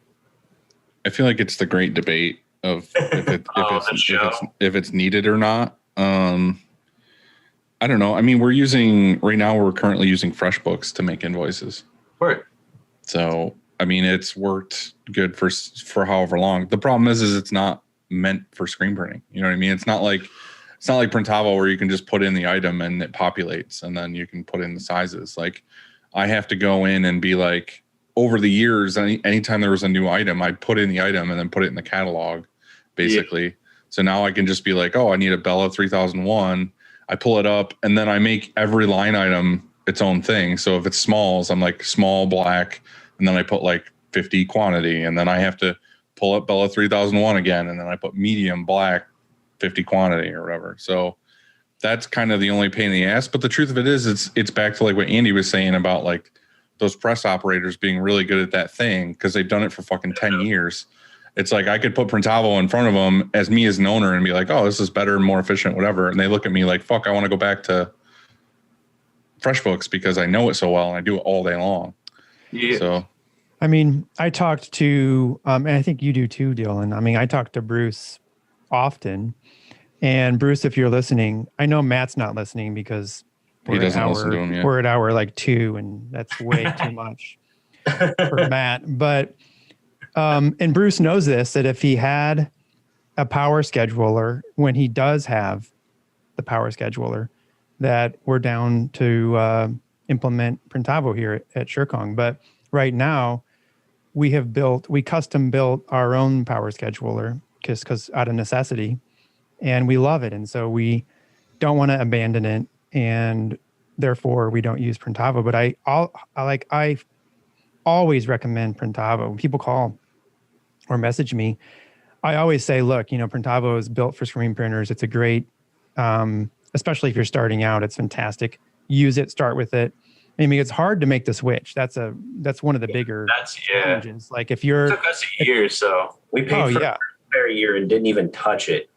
I think that's pretty common. To implement, for us to train 15 people or however many people we have in our in and out of the system that we built is going to take some time. And there's going to be some of those 15 people that don't like the new system and some people that love the new system, and then implementing, and then there's like the archiving thing, you know, to be able to go back and look at information that we have and now it's not going to be there. And so anyway, that was a huge question that my salespeople asked me. They're like, what do I do about old invoices? I'm like, well, I guess we'll just have to keep FreshBooks for a while until. For always. I mean, you can import into Printavo, but some of that information is not going to come in like you like. And so you'll always have to refer to, you know, but that doesn't happen so much. I think if you get past a year, you're not going to, it's not too often we go back like 3 or 4 years. Or I feel like the answer to a lot of this should be, if you're a newer shop and you're kind of new to setting all that up, you should just get into like you said, get into the software now. That way, when you want to make the switch 10 years in, it's not so hurtful. And like you have a customer reordered, you can't duplicate an invoice in FreshBooks, can you? You can. Yeah. We can do it in. So that's what I mean. That's like one of the biggest things now is we could have a huge customer that orders like a fucking 1,000 items. Mm-hmm. And all they've got to do is go back to the last order, duplicate the invoice, adjust a couple things, and send it off. Oh yeah, yeah. Just like those that in Printavo, right? That we didn't have before. Yeah. But the problem is if I switched to Printavo and got rid of FreshBooks, I'd have to rewrite all those invoices from scratch for the first time. Right. Anything and from 20 back, we have to like literally get into QuickBooks, and like I have to find that information and then share it with the salesperson. So yeah, it definitely creates anything 20. We started in 2020 with Printavo, and like all the documentation before that is just lost. But yeah, no doubt that is definitely a hurdle. We did have some hot tips for Printavo fam though, if you guys want to hear them. Yeah. Let's hear it. One thing we do is we use that nickname selection a lot because we put our hard deadlines on there. So, I mean, we have like our deadlines, but then we have our like this, if it doesn't ship by this date, like you're screwed. So we have our hard deadlines. So, you know, you just look up hard deadlines in the search on Printavo and it'll show up all of those. And then we also label like all of our shelving. And so if somebody's trying to find an order quick, like we have our shelves that are labeled like 1, 2, 3, 4, 5. And then I think embroidery's A, B, C, D. So they're able to find it. So right now we have like about 150 orders in the shop. And so like finding on shelf 6, you know, even shelf 6, or even if you have like shelf 6A, like, so you have top rack or whatever, that's been super helpful to us. And it saved us like, I mean, even saving us 45 seconds or a minute every job has been really helpful. So we also have 2 computers in shipping and receiving. One's Josh's, one's Chuck's. And you can always see who changed the status at that point. So like if you have an issue where, hey, we're short 3 of these, we can go back and say, hey, Chuck, you shorted us here on this order. So there's like that. Every workstation has a computer. So there's like that accountability factor of, yo, Skinner, you changed this into pre-production. Why'd you do that? It didn't get done. You know, there's that level of accountability. Even the screen room has the iImage computer. He can change that status and everything. So that piece of it's been, super helpful. Is there a resource for Printavo users that have those sort of Printavo hacks? You know what I mean? Like there's like a users group, isn't there? Yeah, which I don't know if anybody ever tells their hacks in it, but I feel like a lot of them are very specific to shops too. So, I mean, there's shops that definitely only have like 2 or 3 racks and are able to get stuff out in 2 to 3 days and don't have 100 orders in the shop. So it's definitely like specific to the person. Yeah. So, well, that's the hard part too. Like between Printavo and any other shop management software is that they're trying to make a product that appeals to the masses of screen printing.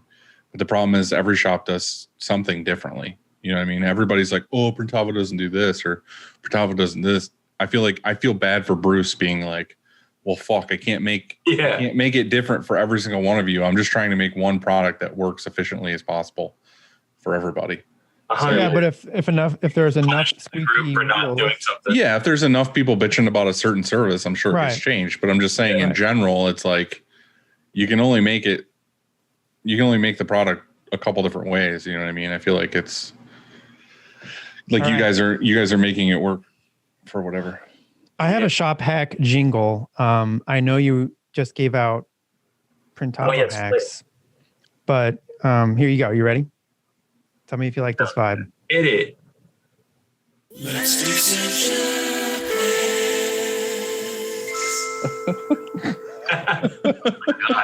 Did Chad make that? Yeah. How do you like Okay. that? I do like that one. last week it was just like a song, wasn't it? Wasn't it something you just found? I think I just played two things. One was the X-Files, and then the other was those 90210 Yeah, What's that's the right. X-Files? or something. Shop hacks. Yeah. Do you have any? I'll start. I got commercial pressure washer. Don't keep buying those cheesy Home Depot ones and getting the warranty. A commercial pressure washer. It's just a good call. We had ours rebuilt this last week, and I forget that we even have it, and I've had it for 6 years. I got the date on it from the guy rebuilding it, and they rebuilt it for $500, but we paid $1,500 for it. It's cost us $2,000 for the last 6 or 7 years, and we're reclaiming how many screens a week? It just to me is a no brainer. What one is it? We have a Hotsy. I bought the Northern Tool one. Probably I don't know, great. Yeah. quite a while ago, and that we used that one for a long time. And then we were just assholes. We never changed the oil in it, and it exploded one day. And then we went back to the regular pressure washers. But then I bought another one, and it sits in the corner, like it never gets used, because it's one of those things I feel like I just need to set up again. But then I also need to remember to change the oil on it once in a while. Yeah, like Hotsy, I literally just tell them to throw it in the back of my van. I drive it down to them, and they literally have a guy that just maintains them all the time. So he just like rebuilt ours, put new oil in it this last week, put a new loader valve, something, I don't know, unloader valve, but just basically went through it. And it's such a simple machine, but we were going through like 3 or 4 of those cheesy ones every month or 2 months or 3 months, whatever it was. It's just wasteful. And I think that buying a commercial unit. Well, those like $100 ones aren't meant to be used all day long. They're meant for you to like clean your car once a year. And we clean screens faster with the commercial one. I know for a fact, like the guys they were itching we reclaim screens Monday through Friday. So the guys reclaiming on those days that we had the Walmart one in there just temporarily, it was just, they were sick of it by the end of the week. So Your new shop that you're getting ready to move to, is your reclaim area larger? I mean, did you build it out differently, or It will be. I kind of want to figure for an auto reclaim unit. I feel like everyone talks about those on the show, but I want to look at more of them and start really seeing it's just such a hard job to keep someone at, Mhm. Have you guys done like a ton of thinking on like floor layouts and everything for the new shop we're and getting improving ready to things? do that. Yeah. And how that's going to work, how we incorporate embroidery into it, where we put shipping and receiving, where, I need to lay it all out this next couple weeks here soon. Who's your M&R rep now? Wally's been our go-to lately. He's the dude. So I was going to say, I think M&R has like some kind of like help. They have like a floor layout thing. They do. But I would be willing to help with the screen room. I love laying out a screen room. So, and maybe you've got that, you're all set, but He's got a weird fetish with it. So if you hear him like moaning and groaning on the phone, then that's why. it's the biggest problem area in like every shop, I think. Mhm. It's so tough. Do you have floor drains in your current reclaim room? A reclaim, yes. You do? Screen room, no. But you mean I really wish we had a floor drain in ours. We don't. And when we make a mess, I'm just mopping it for fucking 2 hours. Yeah. But yeah, if you want to chat about the screen room, hit me up. I'll email you at the end of this my contact info. Awesome. I'd appreciate that. Yeah, I'd love it if you would be able to text or call me like you did Dylan before the show too. That'd be cool. Andy doesn't like it when people call me. I think I have your number. I think you gave it to me at ISS, so I'm gonna heckle you. So either way. Matt, do you miss terrorizing the West? Oh, so much. I did. We went to Wyoming 2 weeks ago, and it felt like the Wild West. There was a lot of cowboy hats that probably were only worn once, and it was a good time. Me and Randy were on press Friday, and he was playing some song that had some like, I don't know, like super country western thing in it or whatever. I was like, this makes me miss playing Red Dead with the whole posse. Like not just getting on one or two of us, but having like all 5 or 6 of us on at once and just terrorizing Josh. Yeah, we definitely did that a lot. Has Andy got an Xbox? No. Oh, it's time. Same. It's Matt time. used to be in the upstate Mercs, and we would go around and terrorize people on Red Dead. It was great. It's a fun game. I have a Wii. If you wanna, That's a separate subject. You want to get on and do some, I don't know. No one wants to get on your Wii.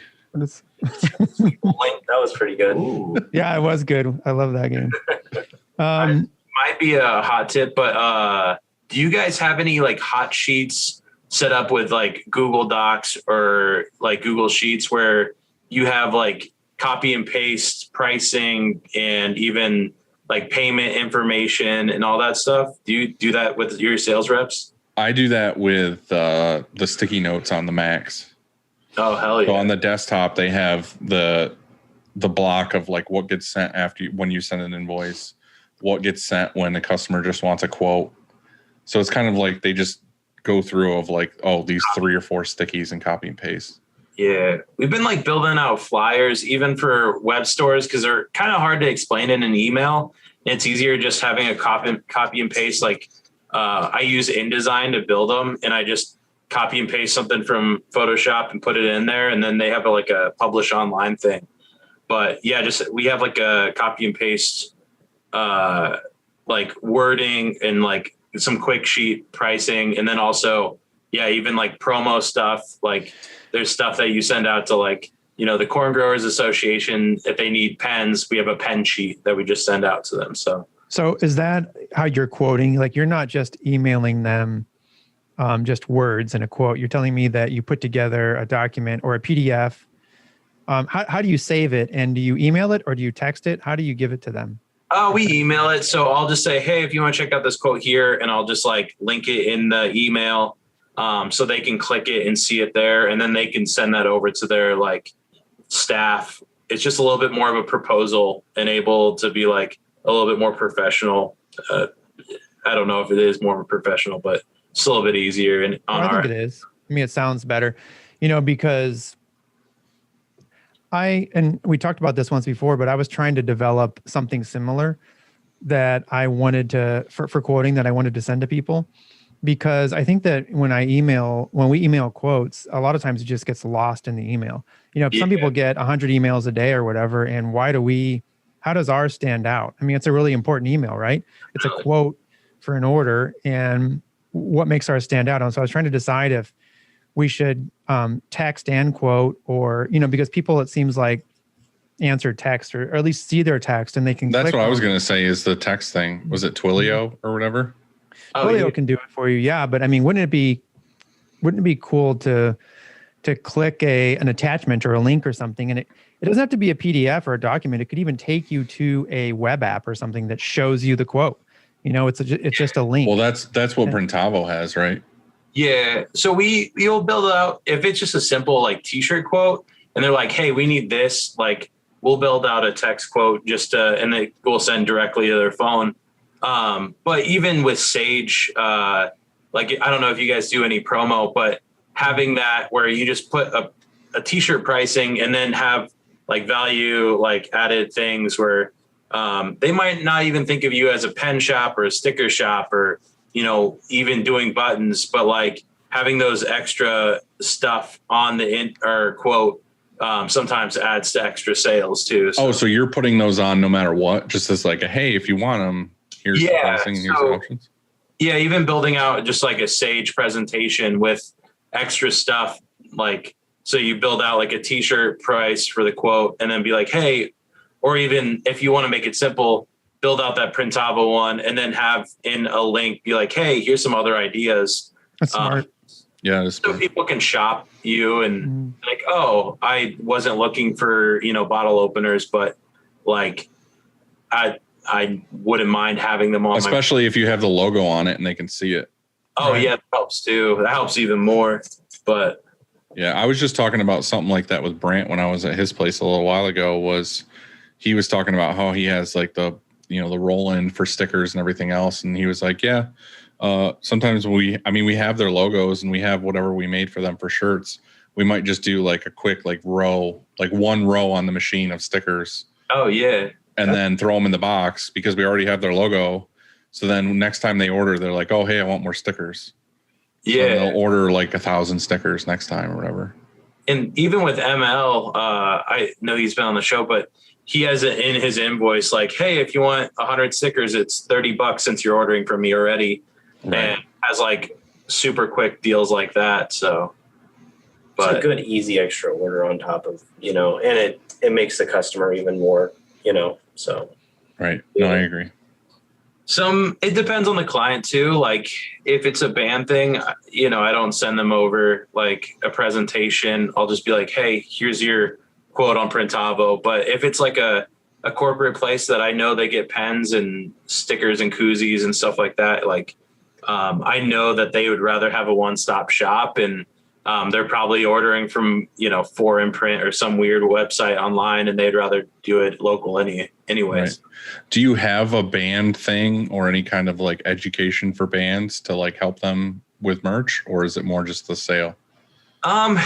Bands are weird. So some bands don't like to be you to give them any information or knowledge about even t-shirts. So it just depends on the bands. If they ask for advice, like I'll jump on a call with them and like talk to them about merch spreads or what works best for them. And but yeah, some bands just hate you acting like they're smaller and so. Right. No, I get that. I just used to have a thing with bands where it was like a mathematical layout of like because it was always like the smaller band, you know what I mean? It was like the MySpace band or whatever that was like, oh, I want to order shirts, and they always wanted to get like 25 or 50 shirts. I just had that layout of like, all right, well, if you buy a one color 25 for this price, you could turn it into this and turn it into this and turn it into this. Yeah. And I feel like a lot of them were like, oh shit, thanks. And that would help the sale because they were just kind of like, all right, well, I'm following this plan. So I didn't know, even for bigger like touring bands, you could be like, all right, well, if you do a one color design, a 4-color design, and a 2-color design, like this is like a package deal. Because I've seen people do that too, where they're like, buy 100 tees, 25 beanies, and 1,000 stickers for this price. And then on their website, they just have like a couple package deals for bands. Oh yeah. We've been talking about having like a hot buy, or I don't know like a click and buy site where we have a package deal where it's, 100 shirts and maybe 50 flags or something like that. Right. To make it super easy. I think Press and Release is at the shop in Philly that has something very similar for one color prints and just a quick and dirty website. So right. It's just like you said, it's kind of like throwing in throwing in options they didn't know existed. Yeah, definitely. So like you're saying with a band, you could be like, oh, let's do like a backdrop and a drum head and shirts or whatever for this price. And if you don't do promo, there's so many things where like you could have tote bags on there and be like, hey, like for, an extra $50 or something like that, or, 50 totes for, $200 or something like that. So, yeah, no, it makes sense. But, do you guys do you have a chat bot on your guys' site, either of you? I used to, and I got rid of it. Really? Mm-hmm. You didn't like it? It was nice when it worked. The problem is that like, it's good in theory of like, because what would happen is they would get on and it would automatically send the chat to my phone. Oh, And then like if I didn't like as a text message, and if I didn't, or if I was at work between 9 to 5, it would first send it to my computer. Like if I was logged into the app or whatever it was on my computer, it would send it to that. But after like a certain amount of seconds, if I didn't respond, it would send it to my phone. So like nights and weekends, it would automatically send it to my phone. But the problem is like if you don't get back to it after like a minute, it sends it to the next person in line. It could be like another sales rep or whatever. The problem is people fucking try to chat with you at like 2 a.m. Yeah. And it's like, we got something called like Go High Level, and it's a chat bot on our website. And then I was trying to cancel it because we did a ClickFunnels and I hated the ClickFunnels. But this Go High Level thing, it's a chat bot on our site, and it basically manages all of our social media all in this one spot. Like anyone that communicates with us online is going to get pushed to this Go High Level. And we've seen a lot more like people inquiring through that chat bot. It's just easier. It's more friendly. yeah. And I guess that was a hack that I had that I really wanted to talk about. No, that's cool. I can't remember what it was. We used to have a program that was like that put all the socials into one thing. Was it Hootsuite? Oh yeah, that's one of them. It's called Hootsuite that. would put like Facebook and Twitter and Instagram and all these other things in one thing, and you could control all the posts from one or whatever. And you can answer comments and everything from that. Yeah, I just ended up just like, because I liked it anyway, just still doing Instagram from my phone and like, and so I just never used it. So I was like, I'm not, and I don't do Twitter, or I don't even like Facebook. Like if you go to our Facebook, like the Upstate one, it just hits you with an auto reply of like, we're never on here. Send us an email. Yeah. So I just don't care for it. That's not the platform I like to use. But yeah, the chat thing that we used to have was strictly just a chat thing. It had nothing to do with like socials or anything. It was just like, it was one of those things. I feel like a lot of people got them for a while where it was just like another way for you to contact them quickly rather than like a call or whatever. They could just get on live chat basically. Yeah. And for me, it was just like everybody, I feel like most of the people who wanted to talk, it was like, you know, between midnight and 5 a.m. Yeah. And it was like, if they don't hear back from you, they're like, well, fuck this place. And then it just is counterintuitive. No doubt. I can see that. But that thing's working for you good? The thing that you're using right A now? lot of luck with it. It's a lot more like light hits that you're like, you follow up with them and you figure out, hey, they actually are a good customer. You know, it's just, and it's just private conversations. It's nothing like Facebook, like no comments or anything. And I don't think Instagram's built it. It might work with Instagram, but we just have our Facebook chat and that link to it, and we just check it like every day.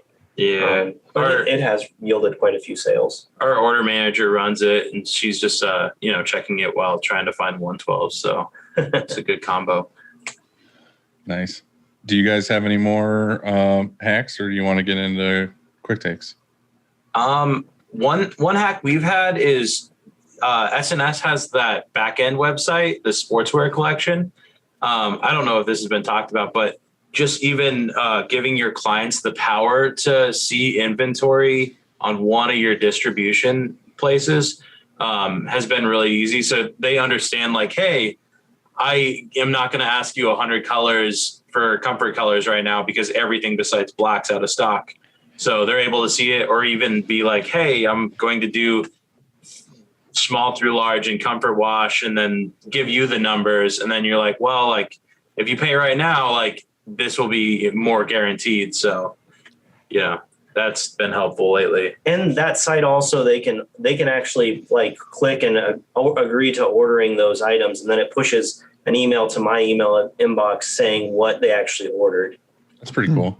Yeah. And that's through what? Through SNS's website. Just So called you're saying Simply. And it doesn't have pricing published. It's just No. inventory. Yeah, and we have it's like Relentless merch sportswear collection. So it has like a Relentless facing thing on the front Right, page. it's branded. Yeah, and then the emails go to us when they pick out what they want. So Okay. I like that. Yeah, that's good. All right, Andy, you want to do quick takes? Yeah, let's do it. And you ready for this? Another jingle from Chad. oh boy. I don't know. I can't remember what this one was.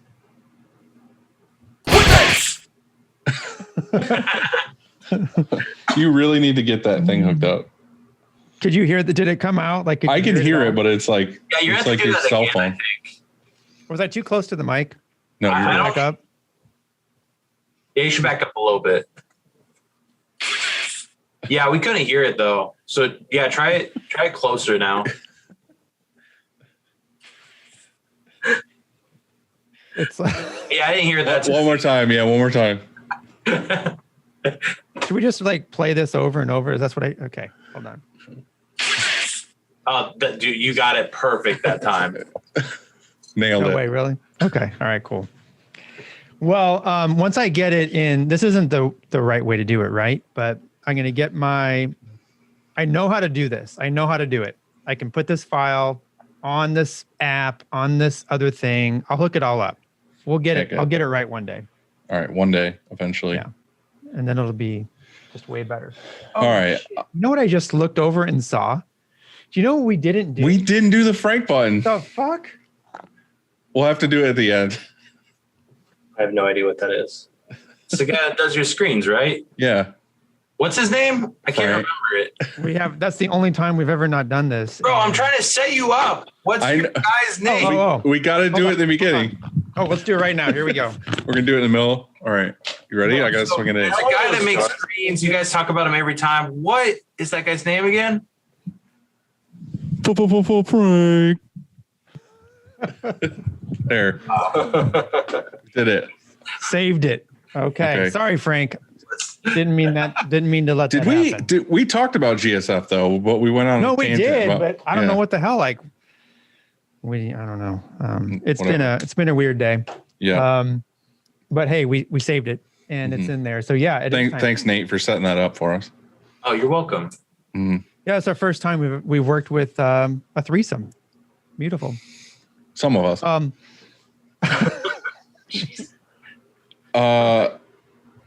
What's one thing you need every morning? Iced tea. We've had. Oh yeah, you guys like iced tea on this show, right? Yo, I get gas station iced tea, baby. This is fresh brewed. Fresh brewed gas station iced tea? Yeah. Like Quick Trip gas station. What kind of gas station? There's a spot by my house. The Mart. Nebraska has a lot of Casey's. Casey's normally is really fresh, but I've heard a lot of people talking about Casey's about how like they like the pizza or whatever else They're they have. famous for pizza. Their pizza's really not that great. Don't tell them. Matt, what do you yeah, have to they have do. every morning? I quit Red Bull, so I don't know what I might have to do tea now. Quit Red Bull 2 weeks ago, so 2 weeks ago? yeah. Why? Like cold turkey quit? Yeah, my stomach's just not been cooperating with them. Let's just say that. Are you getting enough sleep now with the baby? A lot more. Still not a lot though. How many Red Bulls a day were you down in? I was just one, but that and Mountain Dew here and there, just all the soda just wasn't cooperating. I need to give up. I need to go to tea apparently. I'm drinking Gatorade today. So. Gold Peak. Or gas station tea, fresh brewed. One of the two. like that, dude. Andy, you got the next one. Best recent read, listen, or watch? Yo, you got anything? What was the last good band you heard or the last good show you watched? You guys went to a show last night, didn't you? Nate did. I didn't. Yeah. All right.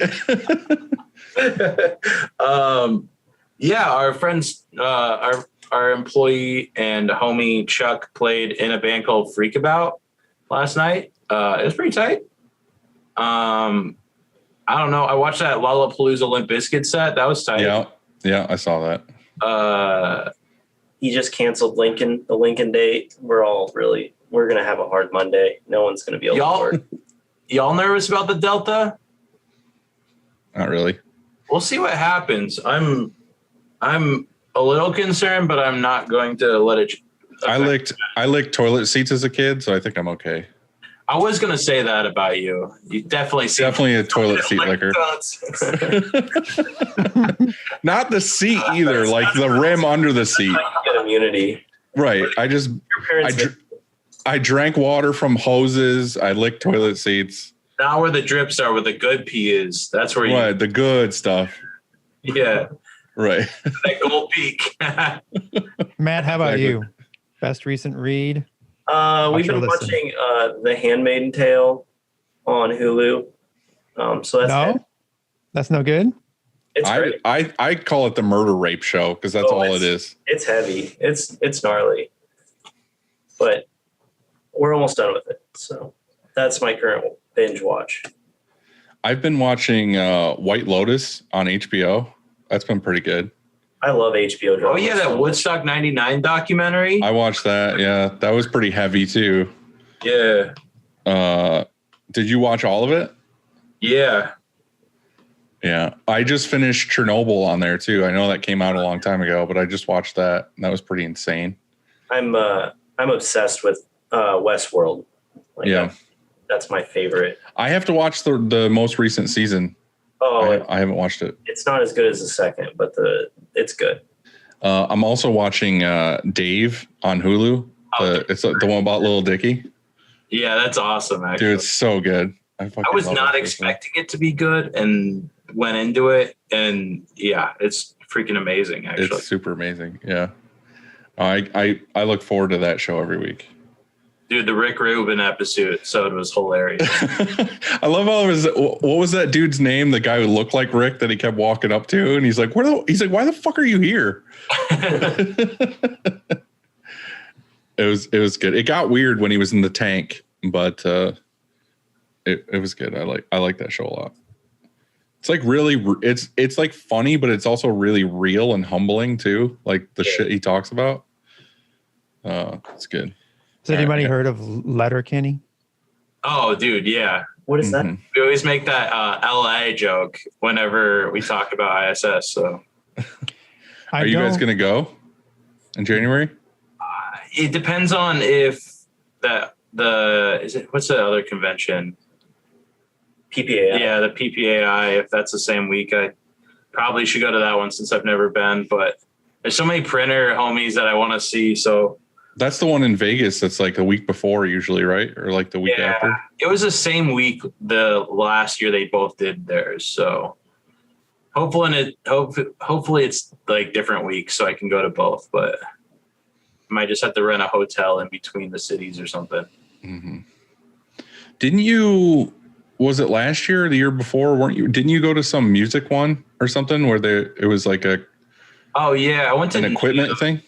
Yeah, it's just a North American music merchandise, which our management for our band got us in. So I went and I had a few friends that were working the event and a few people we printed for. So it was cool to actually connect with them because a lot of the clients we have are not even, close to Nebraska. So it was good to just go for hangs, but yeah, very loud and annoying. So would not recommend NAMM to anybody that's, it's just like Guitar Center where everyone's just noodling on guitars everywhere. Yeah, it's like Guitar Centers, but all the hot shots are there. So yeah, sure, you might get a meat slash, but you'll end up with a giant fucking migraine. So all right. Andy, next question. I think it's you. Is it? Yeah. What advice would you give your 20-year-old self?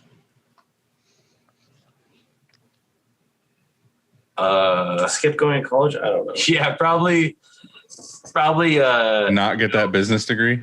yeah. I mean, I met so many people in college and I networked in college, even not knowing it. And I made so many friends that ended up being really good clients. So I don't even know if I can say it, don't go to college anymore because I learned a lot. I don't think it was worth the money other than like we have a bunch of really big clients from going to, getting my degree. So that's a toss up for sure. But Matt, what about you? I feel like I don't even know. College I probably would I wouldn't go to school, but then again, I learned a lot at school. So, well, you went to school for the auto body stuff? Yeah, but you like doing that now. Aren't you fixing up a truck or something that's taking forever?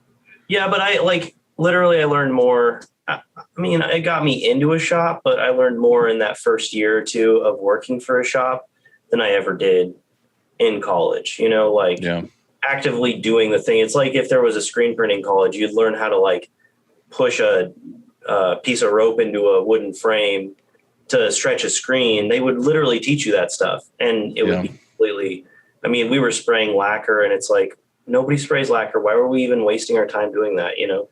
So I feel like they got to teach you the way the colleges teach you, which isn't how we actually produce shirts. Real life stuff. Yeah.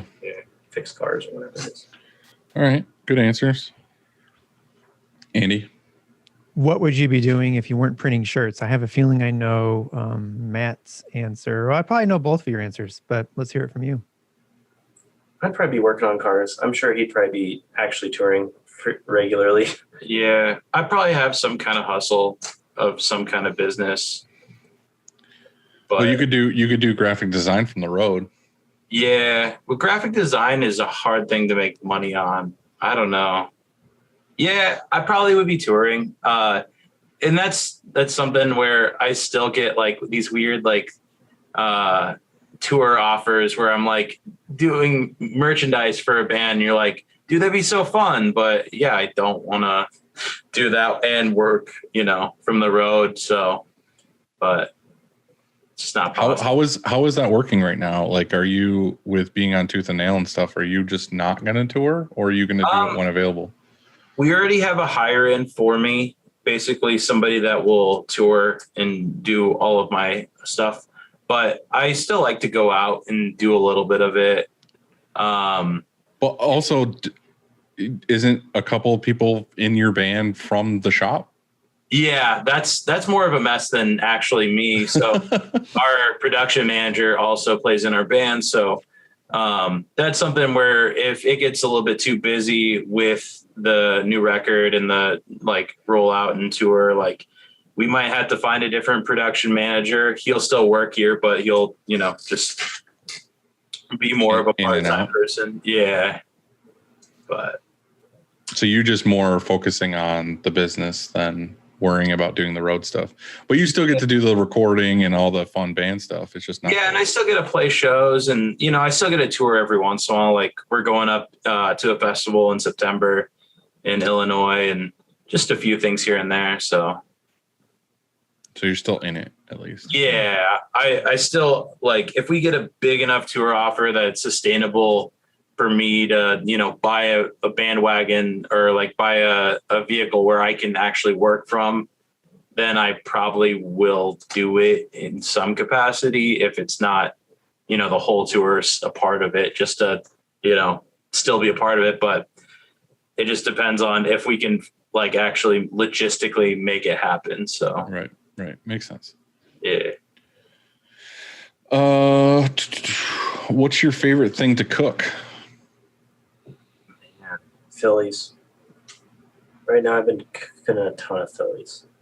Are you buying just like the frozen meat, like brick, and then chopping it up? Like steaks and just throwing them on. The question is, what kind of cheese are you putting on it? That's the deciding factor. Swiss? But there's people who are like religious into like the easy cheese. Oh no, yeah. I don't think we can even get that here. Where do you even buy that? I don't even know. Look at Cheese Whiz cheese. Yeah, my dad gets it, and I think he gets it in like a fucking like army can. Oh, I love that. I'm vegetarian, so like my recent thing is I just do a lot of tofu. Like we'll make like tofu rice bowls, or try to make like isn't tofu one of those things that can give you kidney stones? Probably. We'll see how it goes. I found that out somewhat recently, like within the year, that iced tea is one of those high things that gives you like kidney stones. Oh, really? So my diet is iced tea and tofu? Yeah, you're just doubling. Yeah. We'll see how it goes, man. I hear they're really fun to pass too. So good luck with that.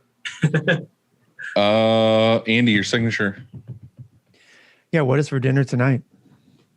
Yo, my whole band's in town, so we'll probably go. There's a sushi bowl, like poke. Is it poke or poke? I don't know. Whatever you want. I call it pokey, but I don't know if that's Well, right. in Nebraska, say Italian instead of Italian, so we can't say anything right. But yeah, we'll probably go get rice bowls because they're dope. But Matt's going home to make a Philly. I might join them. well, y'all eat. Yeah, I what's don't for even dinner know. for you, Dylan? I don't even know.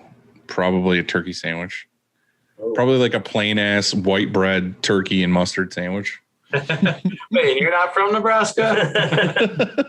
That's like no joke. Like one of my favorite meals is just like basic white bread, turkey, and mustard, and that's it. My girlfriend really likes just vanilla ice cream, and I am like, dude, you gotta have flavor.